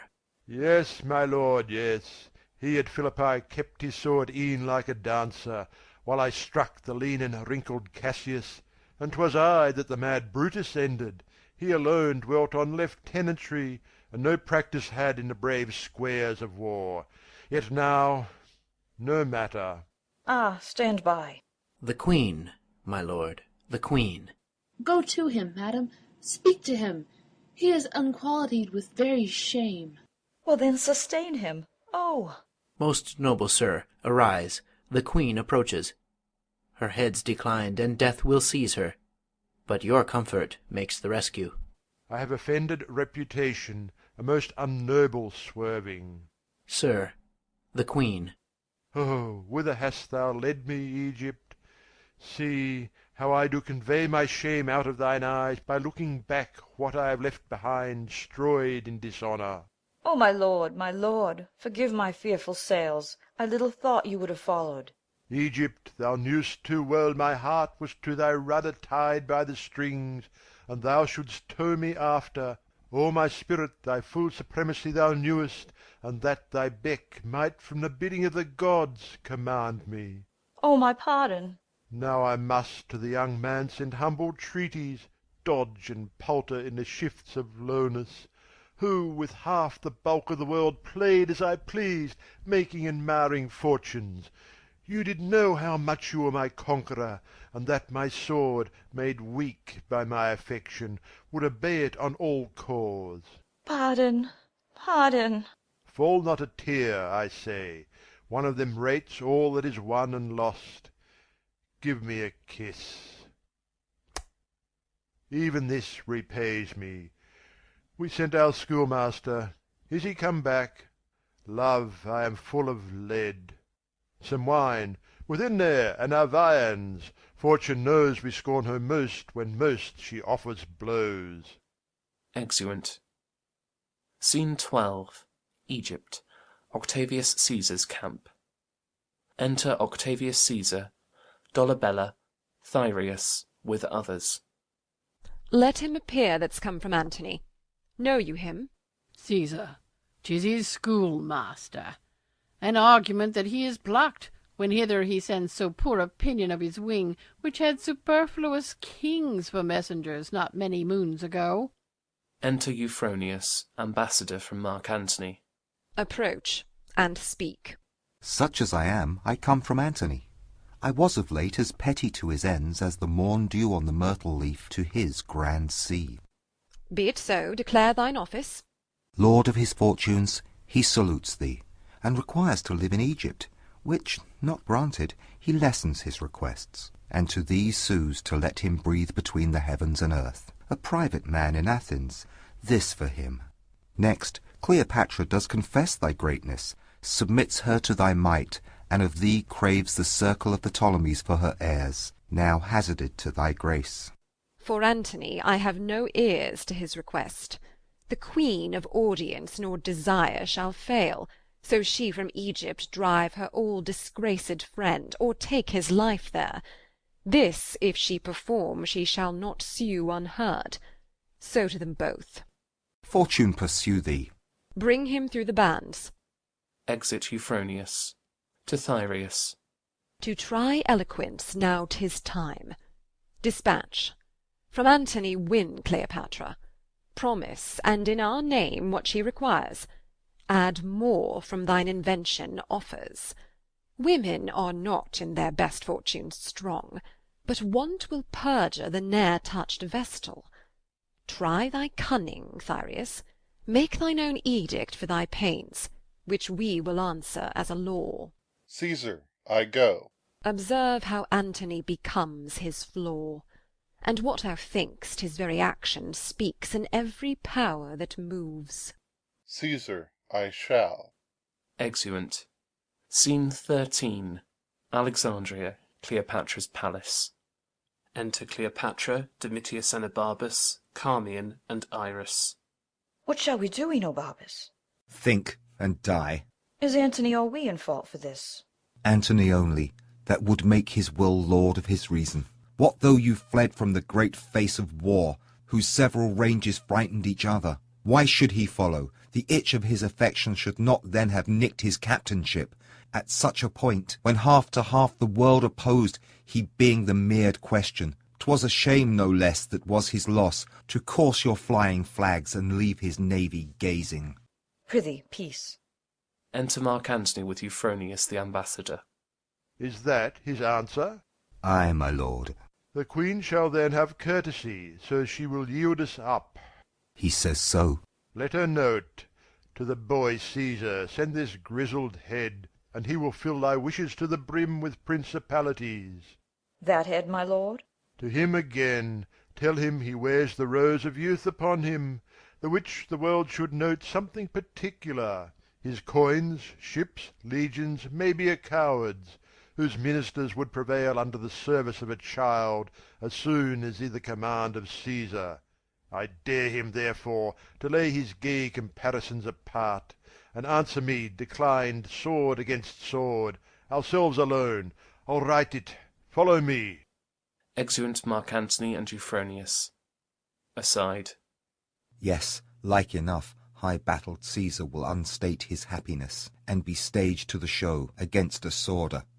I see men's judgments are a parcel of their fortunes, and things outward do draw the inward quality after them, to suffer all alike.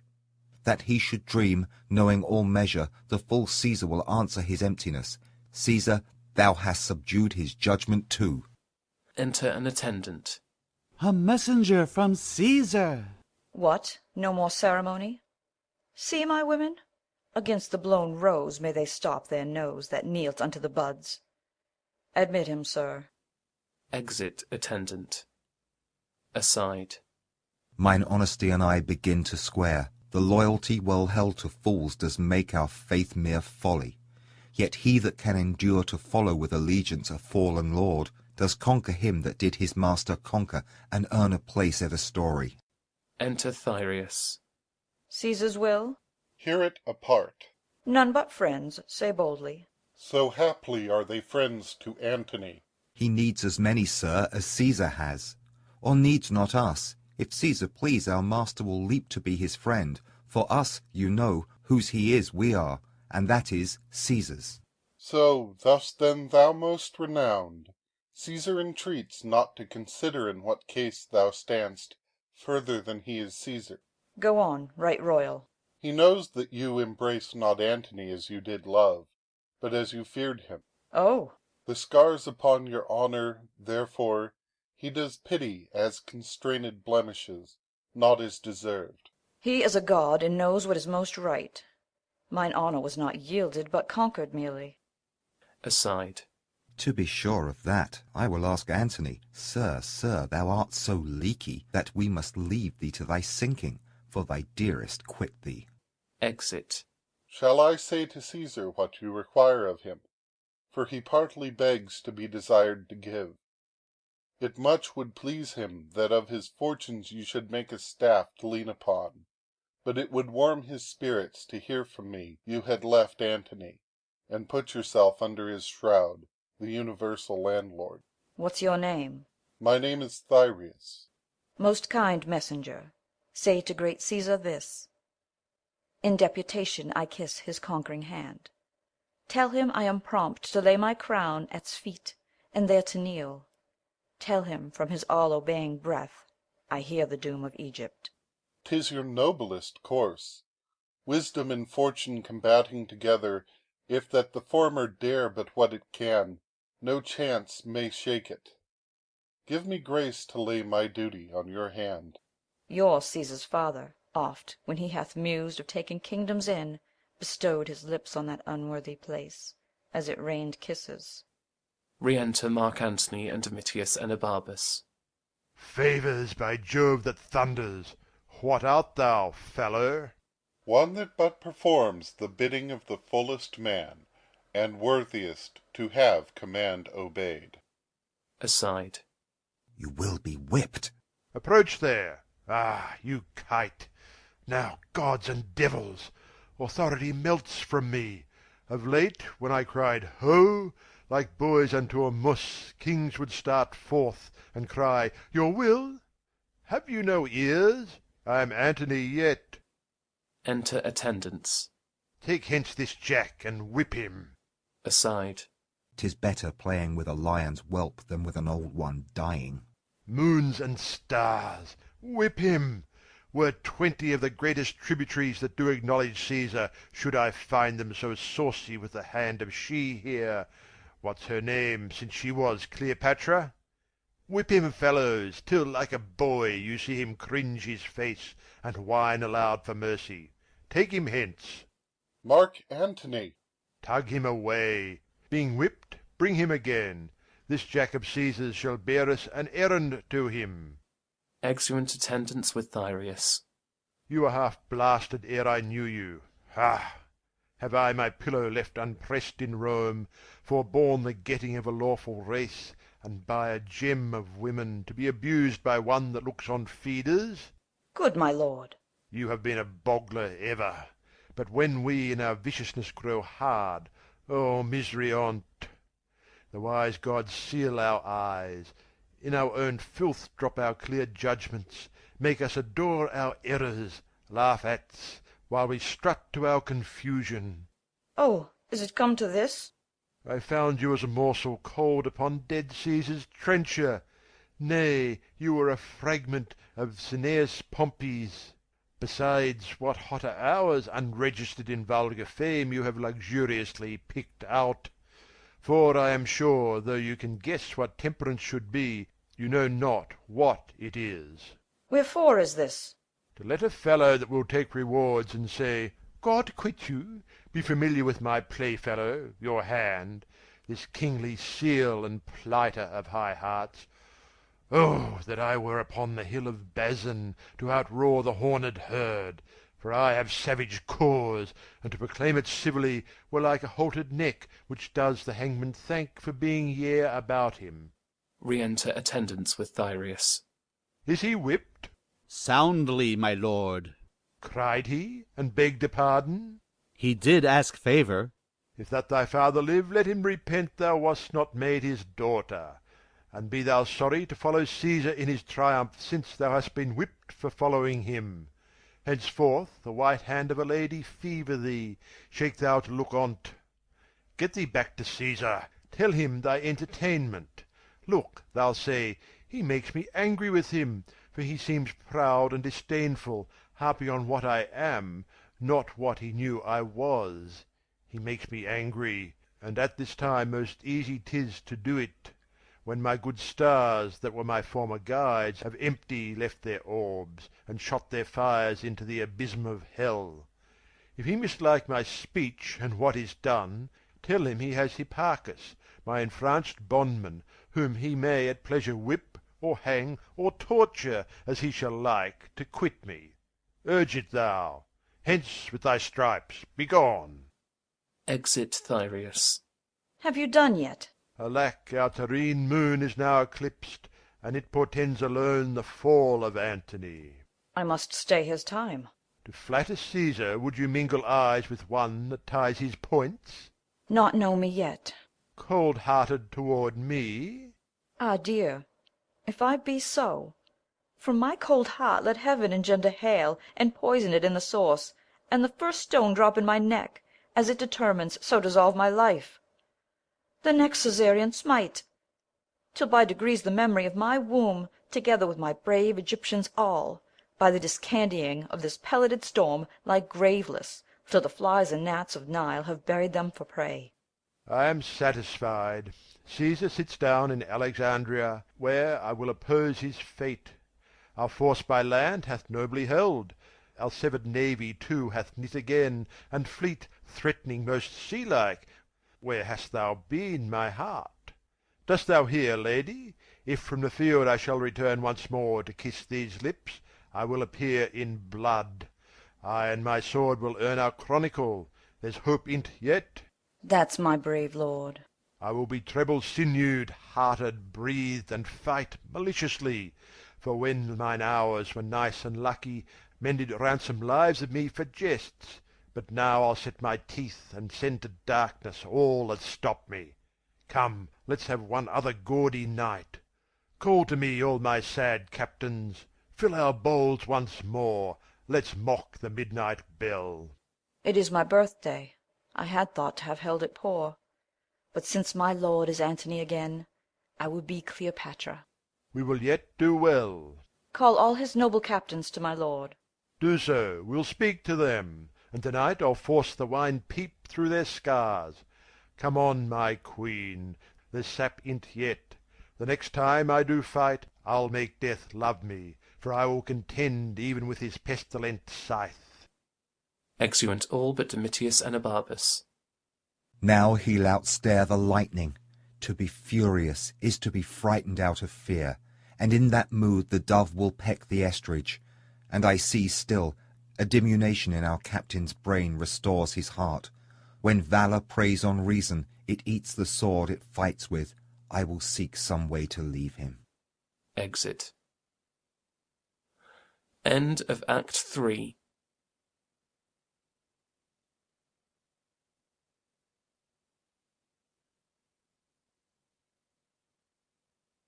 Org. Act 4. Scene 1. Before Alexandria, Octavius Caesar's camp. Enter Octavius Caesar, Agrippa, and Maecenas with his army. Octavius Caesar reading a letter. He calls me boy, and chides as he has power to beat me out of Egypt. My messenger he hath whipped with rods, dares me to personal combat, Caesar to Antony. Let the old ruffian know I have many other ways to die. Meantime laugh at his challenge. Caesar must think when one so great begins to rage, he's hunted even to falling. Give him no breath, but now make boot of his distraction. Never anger made good guard for itself. Let our best heads know that to-morrow the last of many battles we mean to fight. Within our files there are, of those that served Mark Antony but late, enough to fetch him in. See it done, and feast the army. We have store to do it, and they have earned the waste. Poor Antony. Exeunt. Scene 2. Alexandria, Cleopatra's palace. Enter Mark Antony, Cleopatra, Domitius and Abarbus, Carmion, Iris, Alexis, with others. He will not fight with me, Domitius. No. Why should he not? He thinks, being 20 times of better fortune, he is 20 men to 1. Tomorrow, soldier, by sea and land I'll fight, or I will live, or bathe my dying honour in the blood that shall make it live again. Wilt thou fight well? I'll strike, and cry take all. Well said. Come on, call forth my household servants. Let's tonight be bounteous at our meal. Enter 3 or 4 servitors. Give me thy hand. Thou hast been rightly honest. So hast thou, thou, and thou, and thou. You have served me well, and kings have been your fellows. Aside to Domitius and Abarbus. What means this? Aside to Cleopatra. 'Tis one of those odd tricks which sorrow shoots out of the mind. And thou art honest too. I wish I could be made so many men, and all of you clapped up together in an Antony, that I might do you service so good as you have done. The gods forbid. Well, my good fellows, wait on me tonight, scant not my cups, and make as much of me as when mine empire was your fellow too, and suffered my command. Aside to Domitius and Abarbus. What does he mean? Aside to Cleopatra. To make his followers weep. Tend me tonight. May it be the period of your duty. Haply you shall not see me more, or if a mangled shadow. Perchance tomorrow you'll serve another master.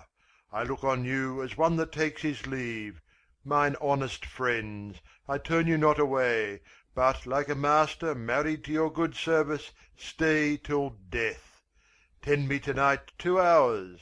I ask no more, and the gods yield you for't. What mean you, sir, to give them this discomfort? Look, they weep, and I, an ass, am onion-eyed. For shame, transform us not to women. Ho, ho, ho! Now the witch take me, if I meant it thus. Grace grow where those drops fall.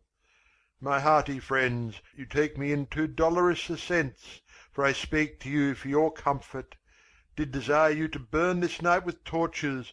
No, my hearts, I hope well of tomorrow, and will lead you where rather I expect victorious life than death and honour. Let's to supper, come, and drown consideration. Exeunt. Scene 3. The same, before the palace.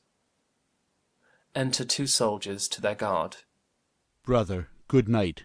Tomorrow is the day. It will determine one way. Fare you well. Heard you of nothing strange about the streets? Nothing. What news? Belike 'tis but a rumour. Good night to you.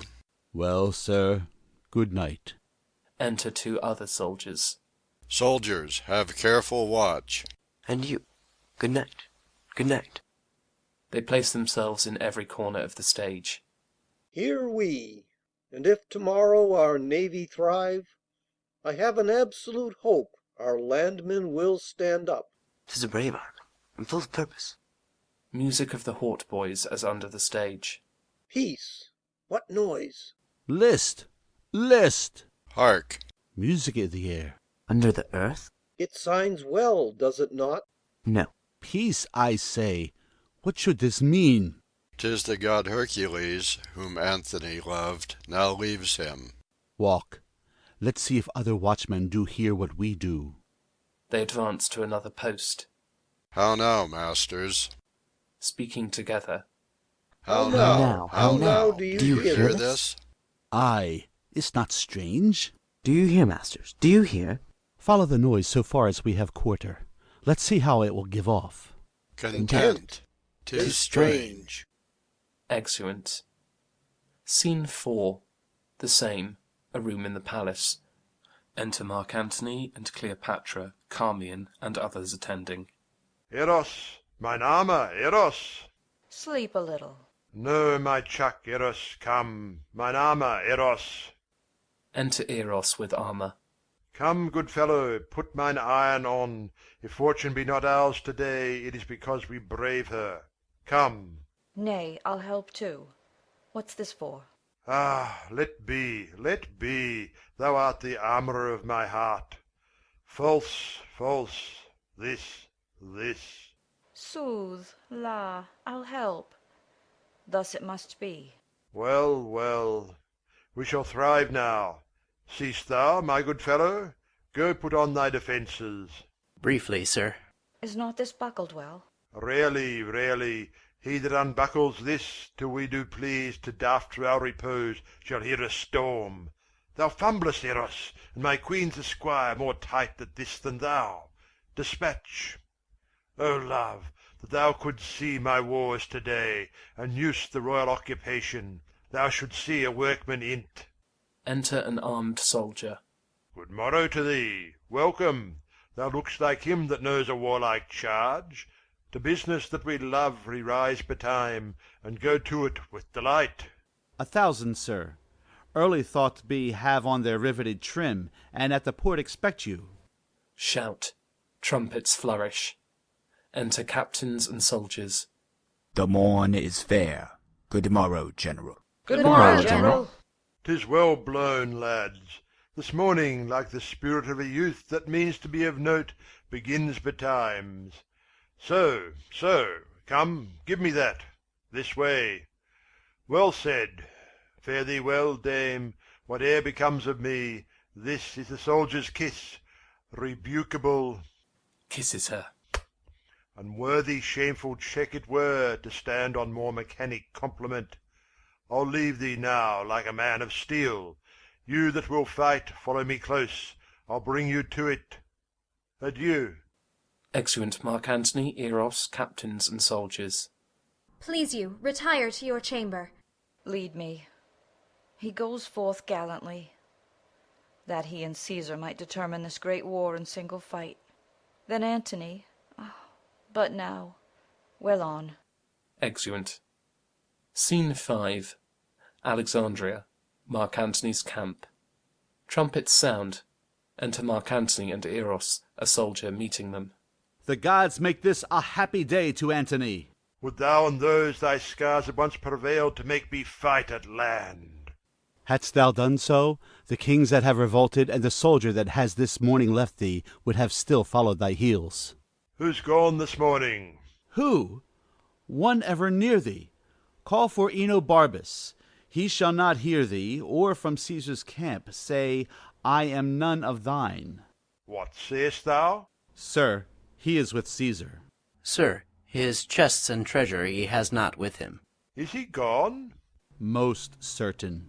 Go, Eros, send his treasure after. Do it. Detain no jot, I charge thee. Write to him. I will subscribe gentle adieus and greetings. Say that I wish he never find more cause to change a master.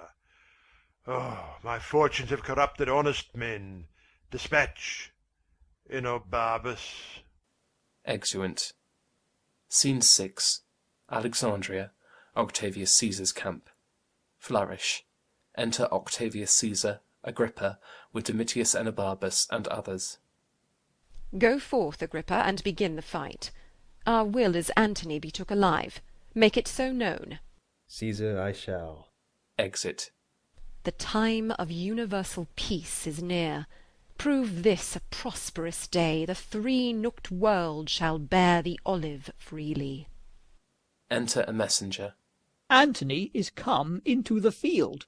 Go, charge Agrippa plant those that have revolted in the van, that Antony may seem to spend his fury upon himself. Exeunt all but Domitius Enobarbus. Alexis did revolt, and went to Jewry on affairs of Antony.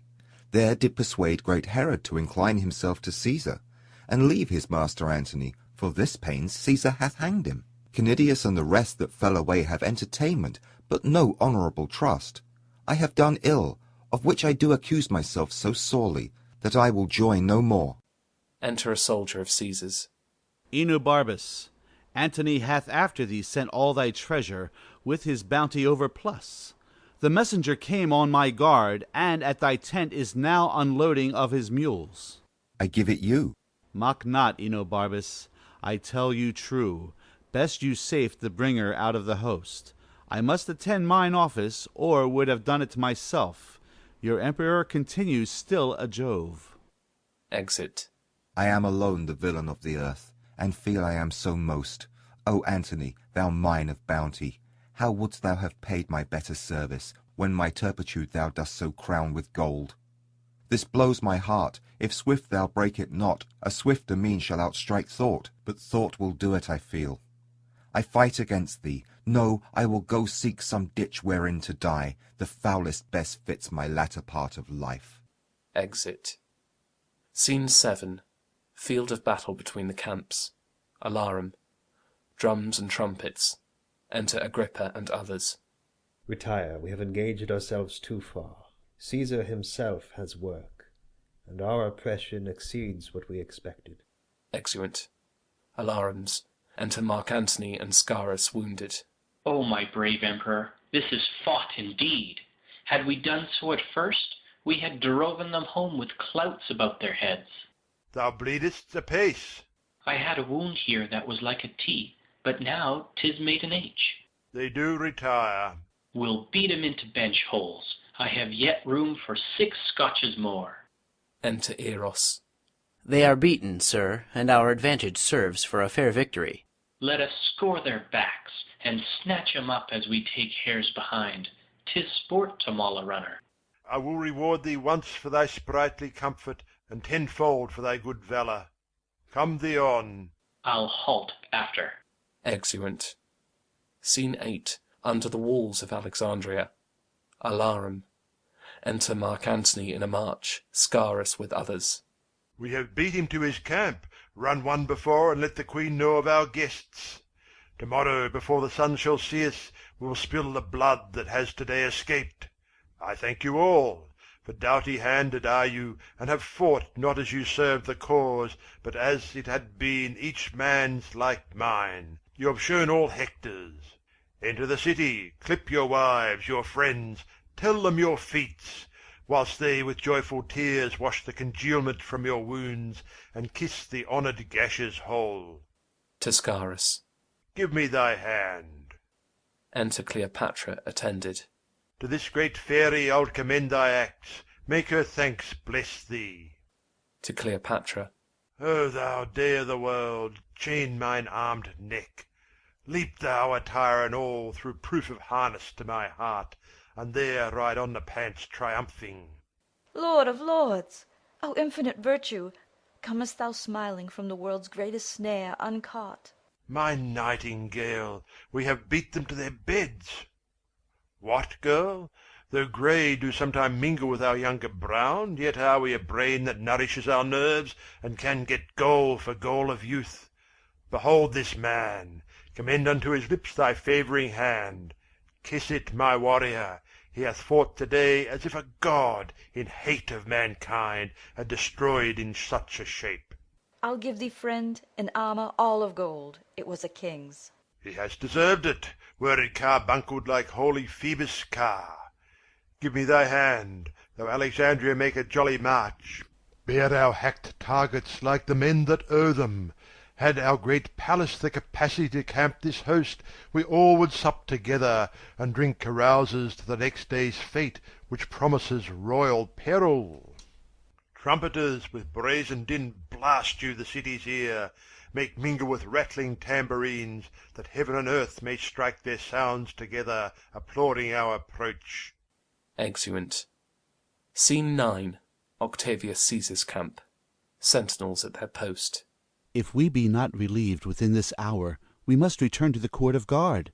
The night is shiny, and they say we shall embattle by the second hour of the morn. This last day was a shrewd one to's. Enter Domitius and Abarbus. O bear me witness, knight. What man is this? Stand close and list him.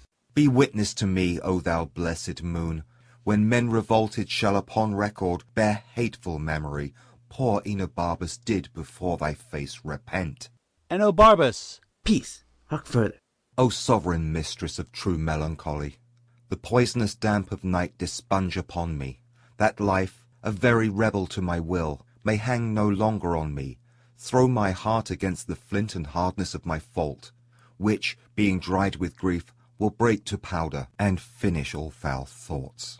O Antony, nobler than my revolt is infamous, forgive me in thine own particular, but let the world rank me in register, a master leaver and a fugitive. O Antony, O Antony. Dies. Let's speak to him. Let's hear him, for the things he speaks may concern Caesar. Let's do so. But he sleeps. Swoons, rather, for so bad a prayer as his was never yet for sleep. Go we to him. Awake, sir, awake. Speak to us. Hear you, sir? The hand of death hath wrought him. Drums afar off. Hark, the drums! Demurely wake the sleepers. Let us bear him to the court of guard. He is of note. Our hour is fully out. Come on, then. He may recover yet. Exeunt with the body.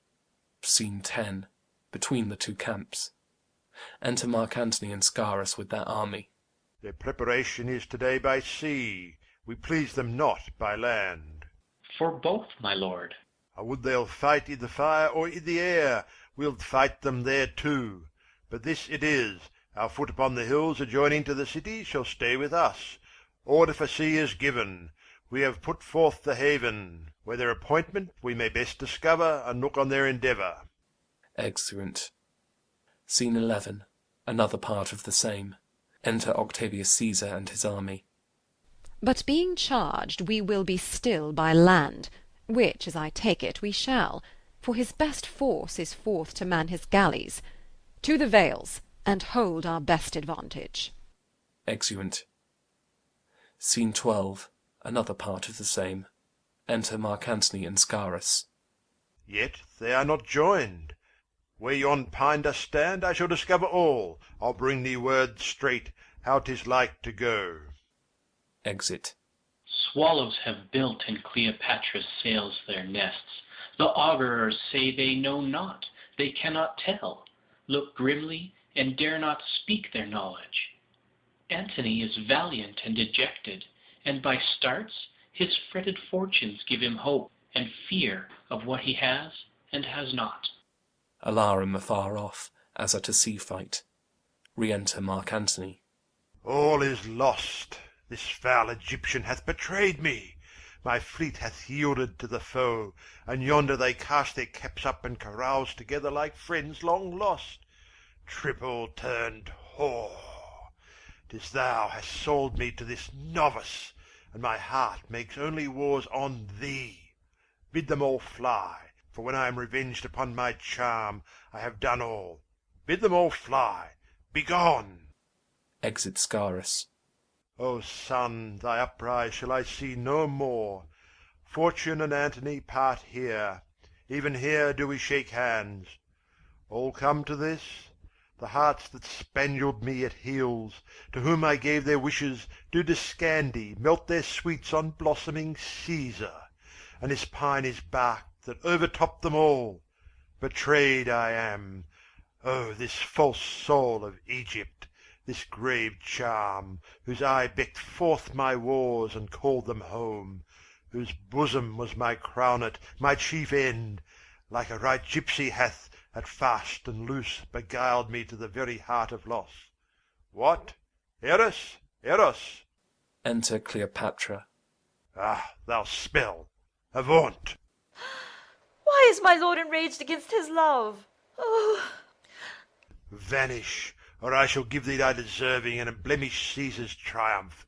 Let him take thee, and hoist thee up to the shouting plebeians. Follow his chariot like the greatest spot of all thy sex. Most monster-like be shown for poorest diminutives, for doits, and let patient Octavia plough thy visage up with her prepared nails. Exit Cleopatra. 'Tis well thou art gone, if it be well to live. But better 'twere thou fellest into my fury, for one death might have prevented many. Eros, ho! The shirt of Nessus is upon me. Teach me, Alcides, thou mine ancestor, thy rage.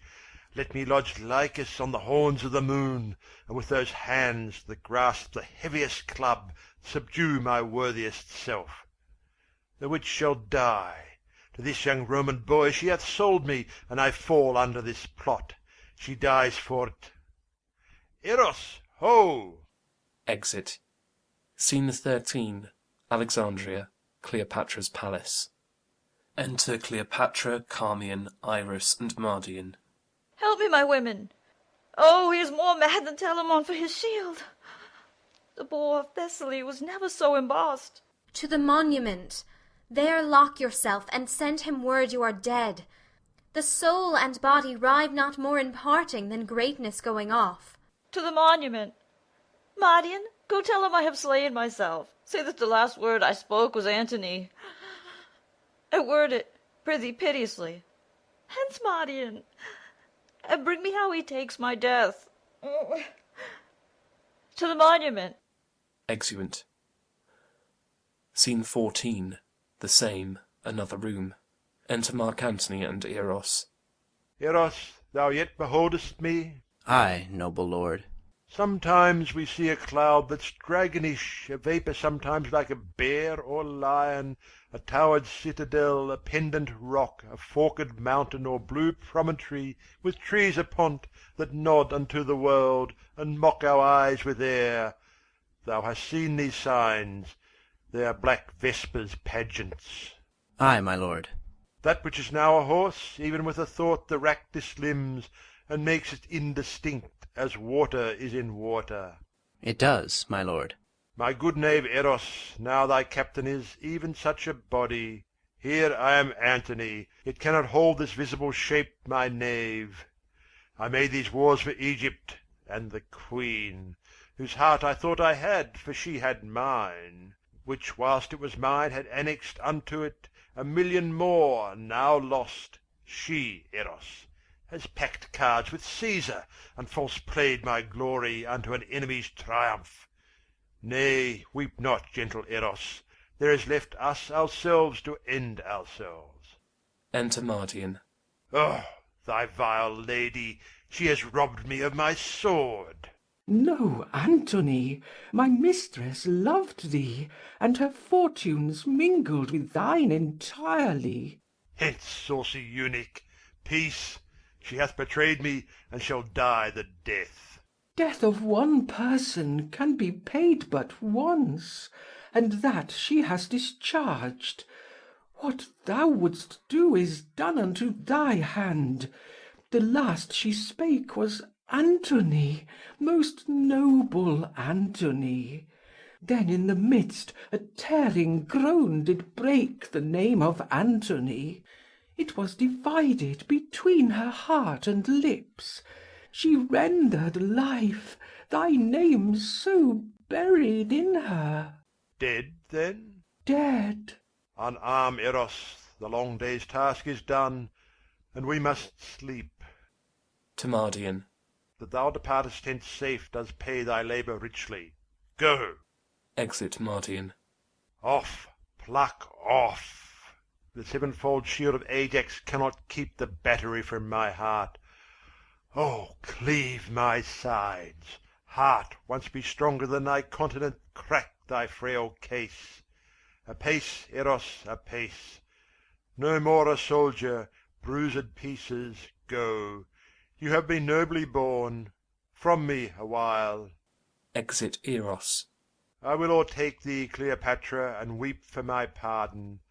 So it must be, for now all length is torture. Since the torch is out, lie down and stray no farther. Now all labour mars what it does. Yea, very force entangles itself with strength. Seal then, and all is done. Eros, I come, my queen. Eros, stay for me. Where souls do couch on flowers, we'll hand in hand, and with our sprightly port make the ghosts gaze.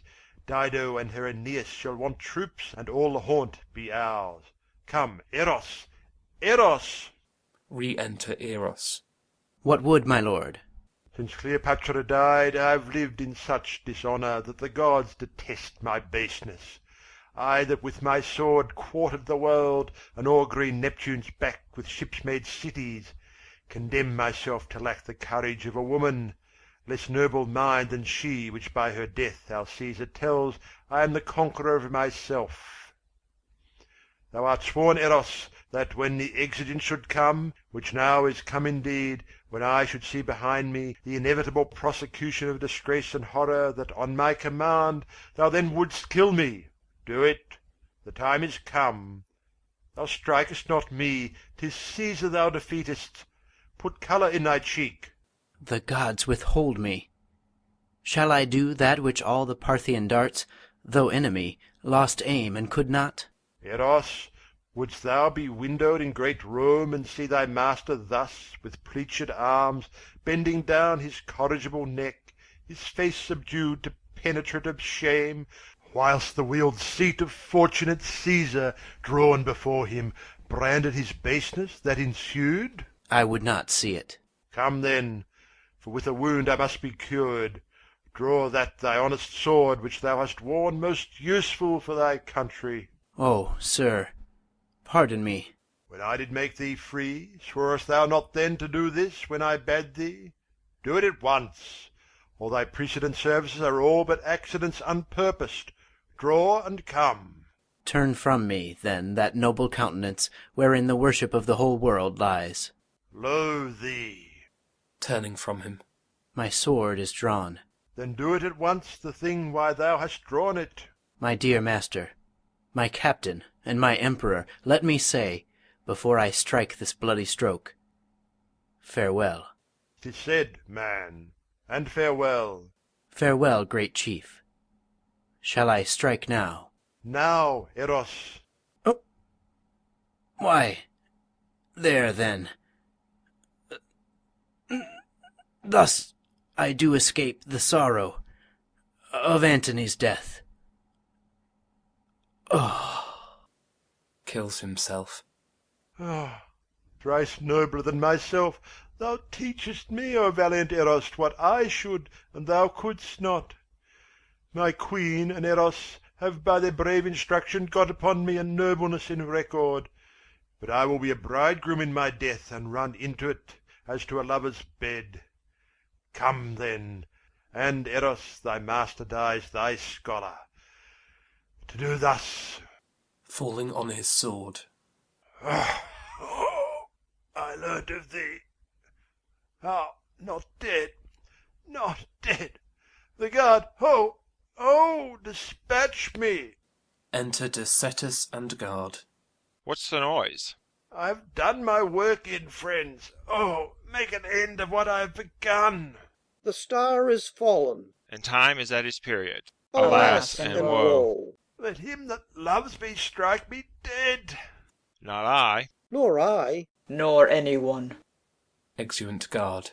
Thy death and fortunes bid thy followers fly. This sword, but shown to Caesar with his tidings, shall enter me with him.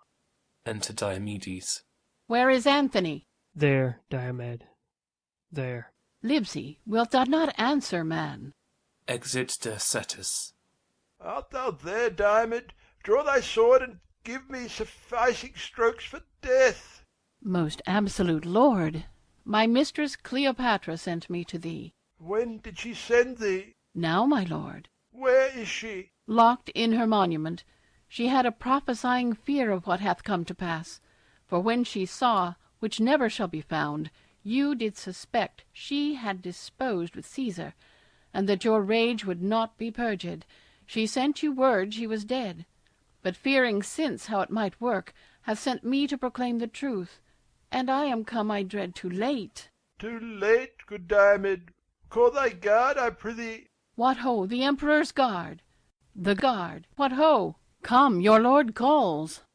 Enter 4 or 5 of the guard of Mark Antony. Bear me, good friends, where Cleopatra bides. 'Tis the last service that I shall command you. Woe, woe are we, sir, you may not live to wear all your true followers out. Most heavy day. Nay, my good fellows, do not please sharp fate to grace it with your sorrows. Bid that welcome which comes to punish us, and we punish it, seeming to bear it lightly. Take me up. I have led you oft. Carry me now, good friends, and have my thanks for all. Exeunt, bearing Mark Antony. Scene 15. The same. A monument. Enter Cleopatra and her maids aloft, with Carmion and Iris. O Carmion, I will never go from hence. Be comforted, dear madam. No, I will not. All strange and terrible events are welcome, but comforts we despise. Our sighs of sorrow, proportioned to our cause, must be as great as that which makes it. Oh! Enter below Diomedes. How now? Is he dead? His death's upon him, but not dead. Look out, o the other side your monument. His guard have brought him thither. Enter below Mark Antony, borne by the guard. O sun, burn the great sphere thou movest in. Darkling, stand the varying shore of the world. O Antony! Antony! Antony! Help, Carmion, help, Iris, help! Help, friends below. Let's draw him hither. Peace. Not Caesar's valour hath overthrown Antony, but Antony's hath triumphed on itself. So it should be, that none but Antony should conquer Antony. But woe, 'tis so. I am dying, Egypt, dying. Only I hear importune death awhile, until, of many thousand kisses, the poor last I lay up thy lips. I dare not, dear. Dear my lord, pardon. I dared not, lest I be taken. Not the imperious show of the full-fortuned Caesar ever shall be broached with me. If knife, drugs, serpents, have edge, sting, or operation, I am safe. Your wife Octavia, with her modest eyes and still conclusion, shall acquire no honor demurring upon me. But come, Antony. Help me, my women. We must draw thee up. Assist, good friends. Oh, quick, or I am gone. Here's sport indeed. How heavy weighs my lord! Our strength is all gone into heaviness that makes the weight.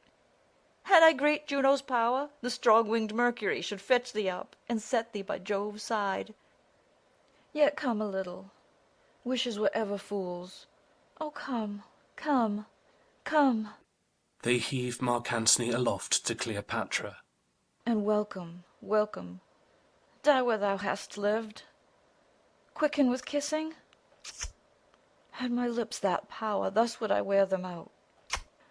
A heavy sight. I'm dying, Egypt, dying. Give me some wine, and let me speak a little. No, let me speak, and let me rail so high that the false housewife Fortune break her wheel, provoked by my offence. One word, sweet queen, of Caesar seek your honour with your safety. Oh, oh. They do not go together. Gentle, hear me. None about Caesar trust but Proculeius. My resolution in my hands I'll trust, none about Caesar.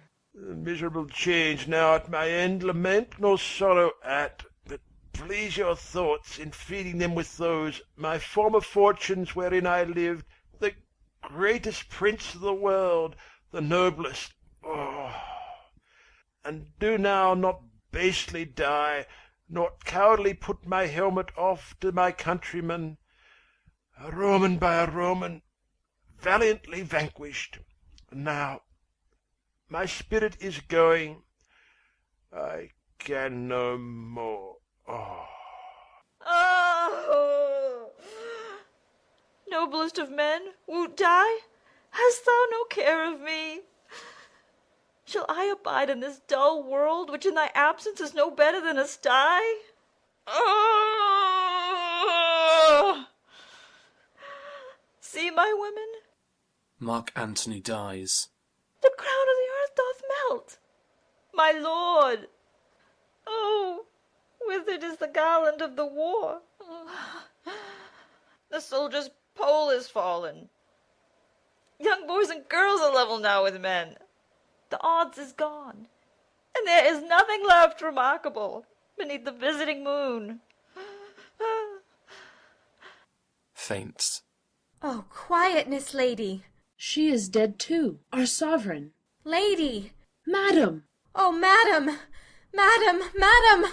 Oh, royal Egypt! Empress! Peace, peace, Iris.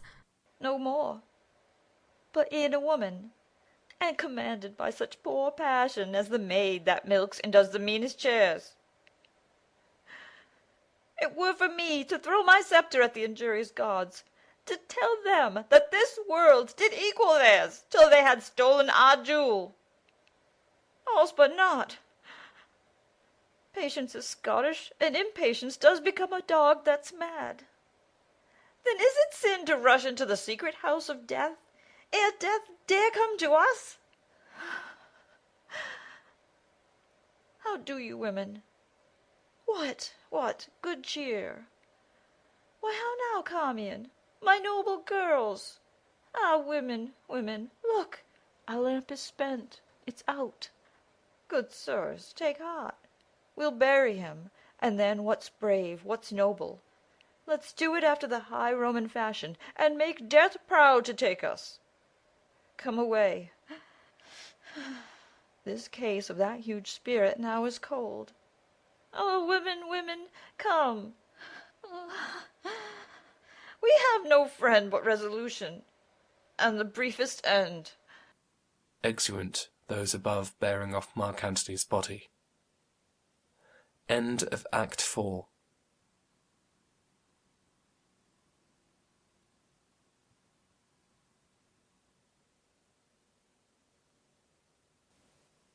Act 5, Scene 1.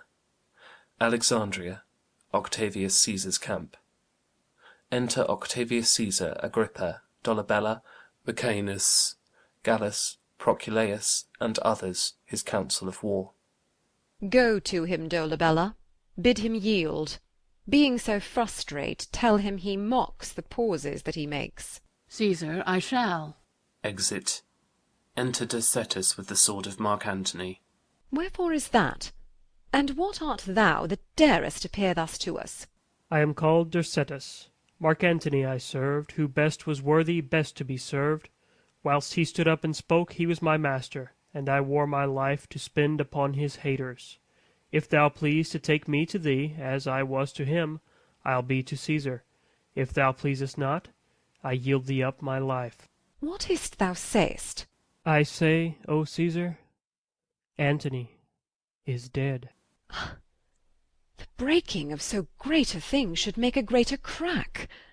The round world should have shook lions into civil streets, and citizens to their dens. The death of Antony is not a single doom. In the name lay a moiety of the world. He is dead, Caesar, not by a public minister of justice, nor by a hired knife, but that self-hand which writ his honour in the axe it did, hath, with the courage which the heart did lend it, splitted the heart. This is his sword. I robbed his wound of it. Behold it stained with his most noble blood. Look you sad, friends? The gods rebuke me, but it is tidings to wash the eyes of kings. And strange it is that nature must compel us to lament our most persisted deeds. His taints and honours waged equal with him. A rarer spirit never did steer humanity. But you, gods, will give us some faults to make us men. Caesar is touched. When such a spacious mirror's set before him, he needs must see himself. Oh, Antony, I have followed thee to this, but we do lance diseases in our bodies. I must perforce have shown to thee such a declining day, or look on thine. We could not stall together in the whole world. But yet let me lament with tears as sovereign as the blood of hearts, that thou, my brother, my competitor in top of all design, my mate in empire, friend and companion in the front of war, the arm of mine own body, and the heart where mine his thoughts did kindle, that our stars unreconcilable should divide our equalness to this. Hear me, good friends, but I will tell you at some meeter season. Enter an Egyptian. The business of this man looks out of him. We'll hear him what he says. Whence are you? A poor Egyptian yet, the queen my mistress, confined in all she hath, her monument, of thy intent desires instruction, that she preparedly may frame herself to the way she's forced to. Bid her have good heart. She soon shall know of us, by some of ours, how honourable and how kindly we determine for her, for Caesar cannot live to be ungentle. So the gods preserve thee. Exit. Come hither, Proculius. Go and say we purpose her no shame. Give her what comforts the quality of her passion shall require, lest in her greatness by some mortal stroke she do defeat us. For her life in Rome would be eternal in our triumph. Go, and with your speediest bring us what she says, and how you find of her. Caesar, I shall. Exit. Gallus, go you along. Exit Gallus. Where's Dolabella to second Proculius? Dolabella! Let him alone, for I remember now how he's employed. He shall in time be ready. Go with me to my tent, where you shall see how hardly I was drawn into this war, how calm and gentle I proceeded still in all my writings. Go with me, and see what I can show in this. Exeunt. Scene 2. Alexandria. A room in the monument. Enter Cleopatra, Charmian, and Iris. My desolation does begin to make a better life. 'Tis paltry to be Caesar. Not being Fortune, he's but Fortune's knave, a minister of her will. And it is great to do that thing that ends all other deeds, which shackles accidents and bolts up change, which sleeps and never pallets more the dug, the beggar's nurse, and Caesar's. Enter to the gates of the monument Proculeius, Gallus, and soldiers. Caesar sends greeting to the Queen of Egypt, and bids thee study on what fair demands thou meanst to have him grant thee. What's thy name? My name is Proculeius. Antony did tell me of you, bade me trust you, but I do not greatly care to be deceived, that have no use for trusting. If your master would have a queen his beggar, you must tell him that majesty, to keep decorum, must no less beg than a kingdom.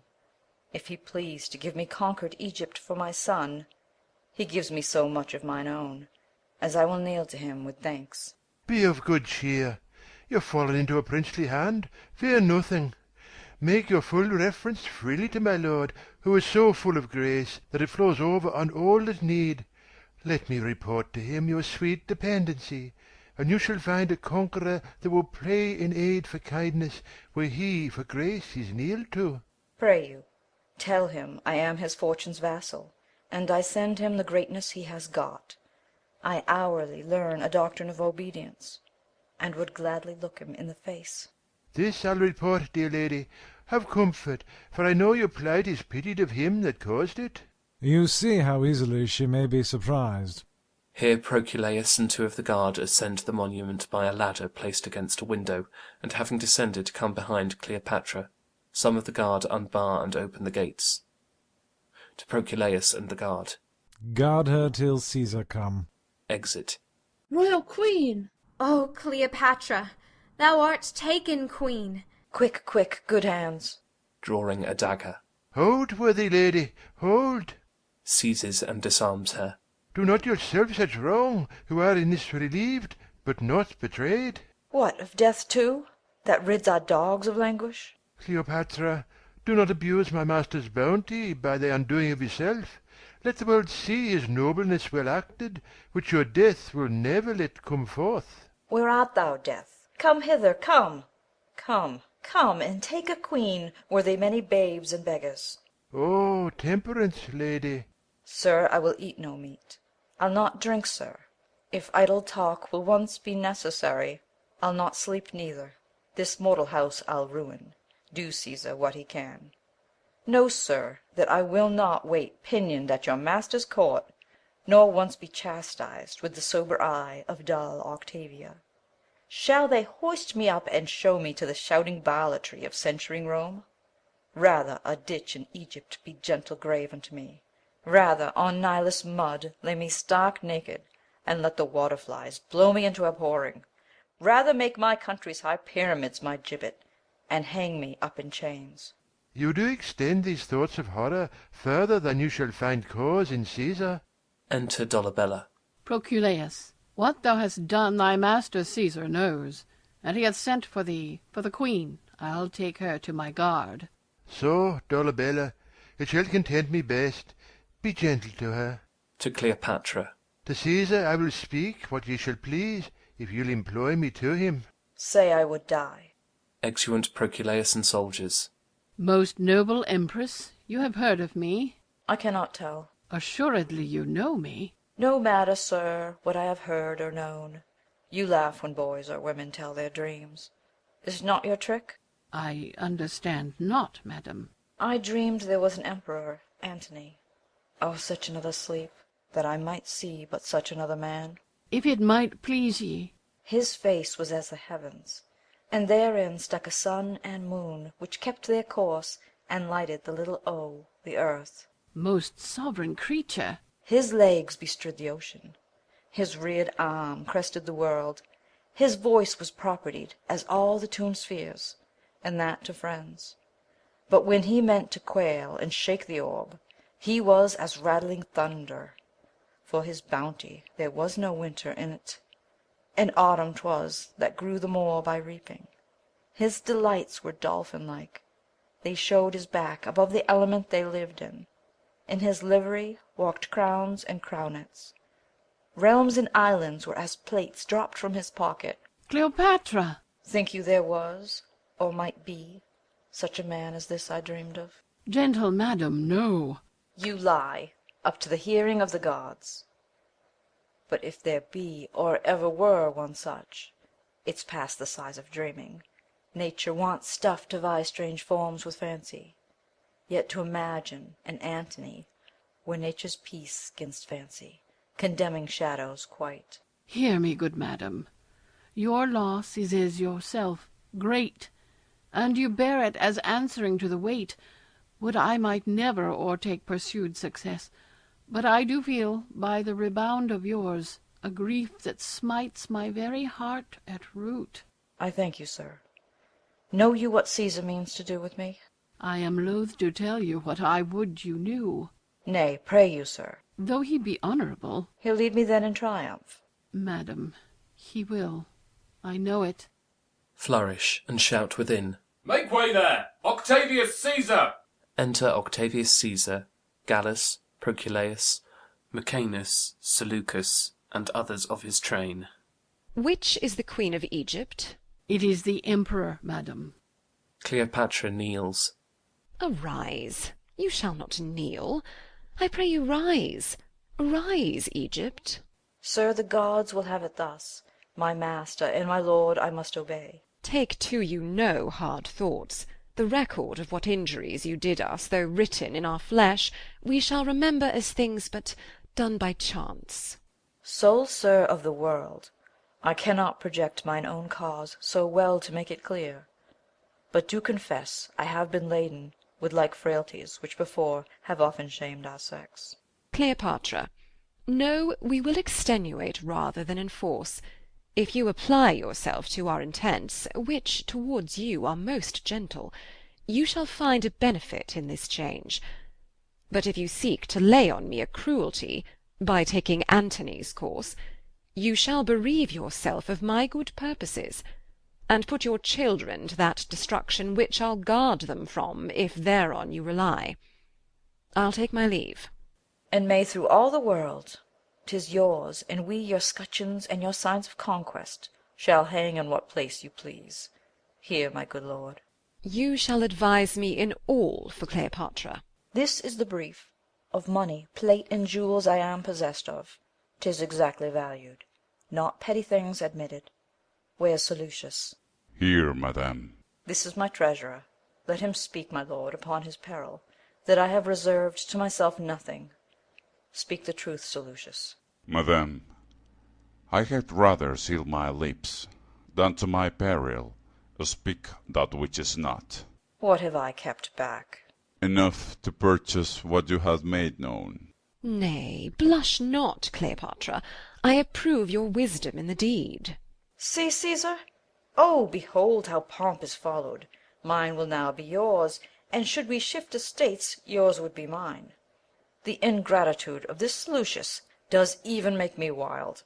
O slave of no more trust than love that's hired! What goest thou back? Thou shalt go back, I warrant thee, but I'll catch thine eyes, though they had wings. Slave, soulless villain, dog! O rarely base! Good queen, let us entreat you. O Caesar, what a wounding shame is this, that thou, vouchsafing here to visit me, doing the honour of thy lordliness to one so meek, that mine own servant should parcel the sum of my disgraces by addition of his envy. Say, good Caesar, that I some lady trifles have reserved, in moment toys, things of such dignity as we greet modern friends withal, and say some nobler token I have kept apart for Livia and Octavia, to induce their mediation. Must I be unfolded with one that I have bred? The gods! It smites me beneath the fall I have. To Seleucus. Prithee go hence, or I shall show the cinders of my spirits through the ashes of my chance. Wert thou a man, thou wouldst have mercy on me. Forbear, Seleucus. Exit Seleucus. Be it known that we, the greatest, are misthought for things that others do. And when we fall, we answer others' merits in our name, are therefore to be pitied. Cleopatra, not what you have reserved, nor what acknowledged, put we i' the roll of conquest. Still be it yours, bestow it at your pleasure. And believe Caesar's no merchant to make prize with you of things that merchants sold. Therefore be cheered. Make not your thoughts your prisons.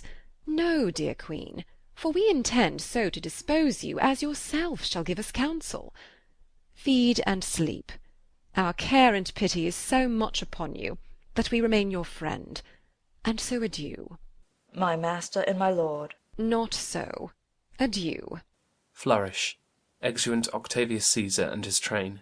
He words me, girls, he words me, that I should not be noble to myself. But hark thee, Charmian. Whispers Charmian. Finish, good lady, the bright day is done, and we are for the dark. Hie thee again, I have spoke already, and it is provided. Go put it to the haste. Madam, I will. Re-enter Dolabella. Where is the queen? Behold, sir. Exit. Dolabella. Madam, as thereto sworn by your command, which my love makes religion to obey, I tell you this. Caesar through Syria intends his journey, and within 3 days you with your children will he send before. Make your best use of this. I have performed your pleasure and my promise. Dolabella, I shall remain your debtor. I your servant. Adieu, good queen. I must attend on Caesar. Farewell, and thanks. Exit Dolabella. Now, Iris, what thinkest thou? Thou, an Egyptian puppet, shalt be shown in Rome as well as I. Mechanic slaves with greasy aprons, rules, and hammers, shall uplift us to the view, and their thick breaths, rank of gross diet, shall be enclouded, and forced to drink their vapour. The gods forbid! Nay, 'tis most certain, Iris. Saucy lictors will catch at us like strumpets, and scald rhymers ballad us out of tune. The quick comedians extemporally will stage us, and present our Alexandrian revels. Antony shall be brought drunken forth, and I shall see some squeaking Cleopatra boy my greatness in the posture of a whore. Oh, the good gods! Nay, that's certain. I'll never see it, for I am sure my nails are stronger than mine eyes. Why, that's the way to fool their preparation, and to conquer their most absurd intents. Re-enter Carmion. Now, Carmion, show me my women like a queen. Go fetch my best attires.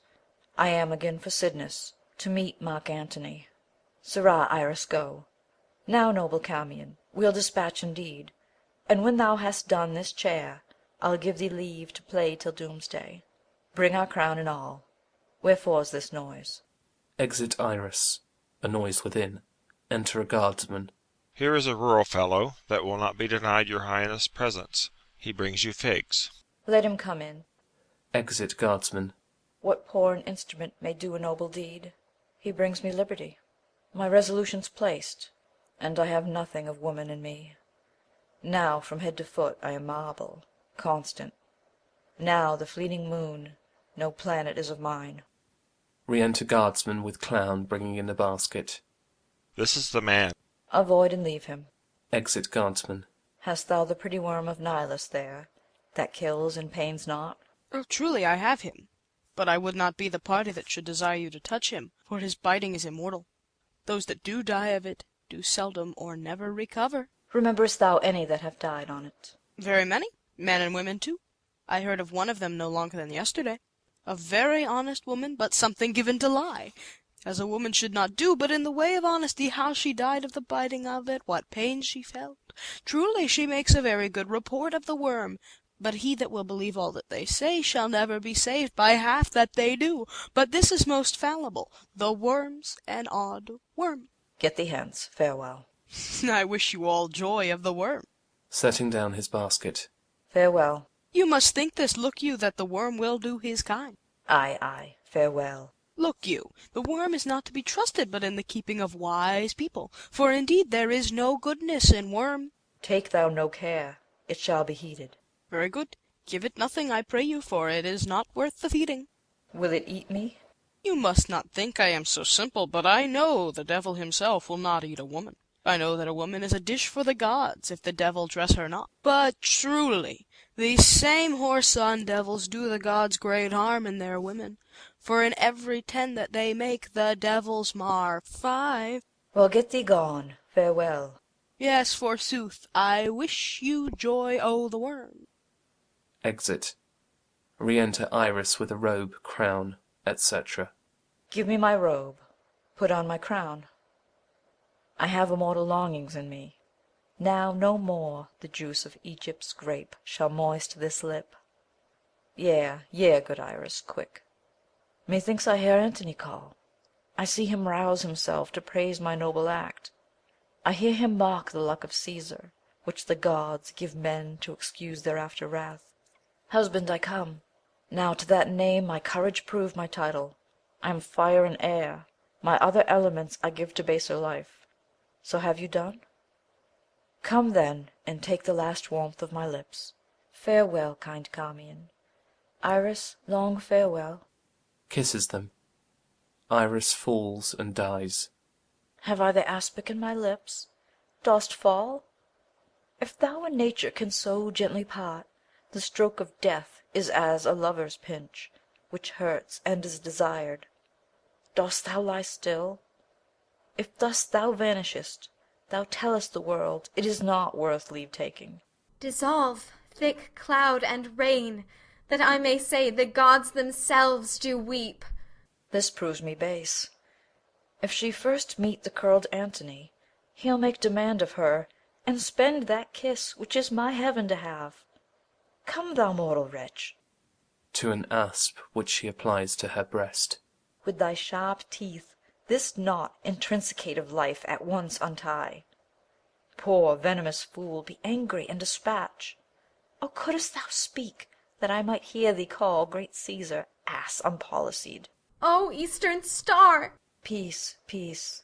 Dost thou not see my baby at my breast, that sucks the nurse asleep? Oh, break! Oh, break! As sweet as balm, as soft as air, as gentle. Oh, Antony! Nay, I will take thee too. Applying another asp to her arm. What should I say? Dies. In this vile world, so fare thee well. Now boast thee, death, in thy possession lies a lass unparalleled. Downy windows close, and golden Phoebus never be beheld of eyes again so royal. Your crown's awry, I'll mend it, and then play. Enter the guard rushing in. Where is the queen? Speak softly, wake her not. Caesar hath sent. Too slow a messenger. Applies an asp. O come apace, dispatch. I partly feel thee. Approach. Ho! All's not well. Caesar's beguiled. There's Dolabella, sent from Caesar. Call him. What work is here? Charmian, is this well done? It is well done, and fitting for a princess descended of so many royal kings. Ah, soldier! Dies. Re-enter Dolabella. How goes it here? All dead. Caesar, thy thoughts touch their effects in this. Thyself art coming to see performed the dreaded act which thou so soughtest to hinder. Within. Away there! Away for Caesar! Re-enter Octavius Caesar and all his train, marching. O sir, you are too sure an augurer. That you did fear is done. Bravest at the last, she levelled at our purposes, and being royal took her own way. The manner of their deaths, I do not see them bleed. Who was last with them? A simple countryman that brought her figs. This was his basket. Poisoned, then. O Caesar, this Charmian lived, but now she stood and spake. I found her trimming up the diadem on her dead mistress. Tremblingly she stood, and on a sudden dropped. O noble weakness! If they had swallowed poison, 'twould appear by external swelling. But she looks like sleep, as she would catch another Antony in her strong toil of grace. Here, on her breast, there is a vent of blood and something blown. The like is on her arm. This is an aspic's trail, and these fig leaves have slime upon them, such as the aspic leaves upon the caves of Nile. Most probable that so she died, for her physician tells me she hath pursued conclusions infinite of easy ways to die. Take up her bed, and bear her women from the monument. She shall be buried by her Antony. No grave upon the earth shall clip in it a pair so famous. High events as these strike those that make them, and their story is no less in pity than his glory which brought them to be lamented. Our army shall in solemn show attend this funeral, and then to Rome. Come, Dolabella, see high order in this great solemnity. Exeunt. End of Act 5. End of Antony and Cleopatra by William Shakespeare.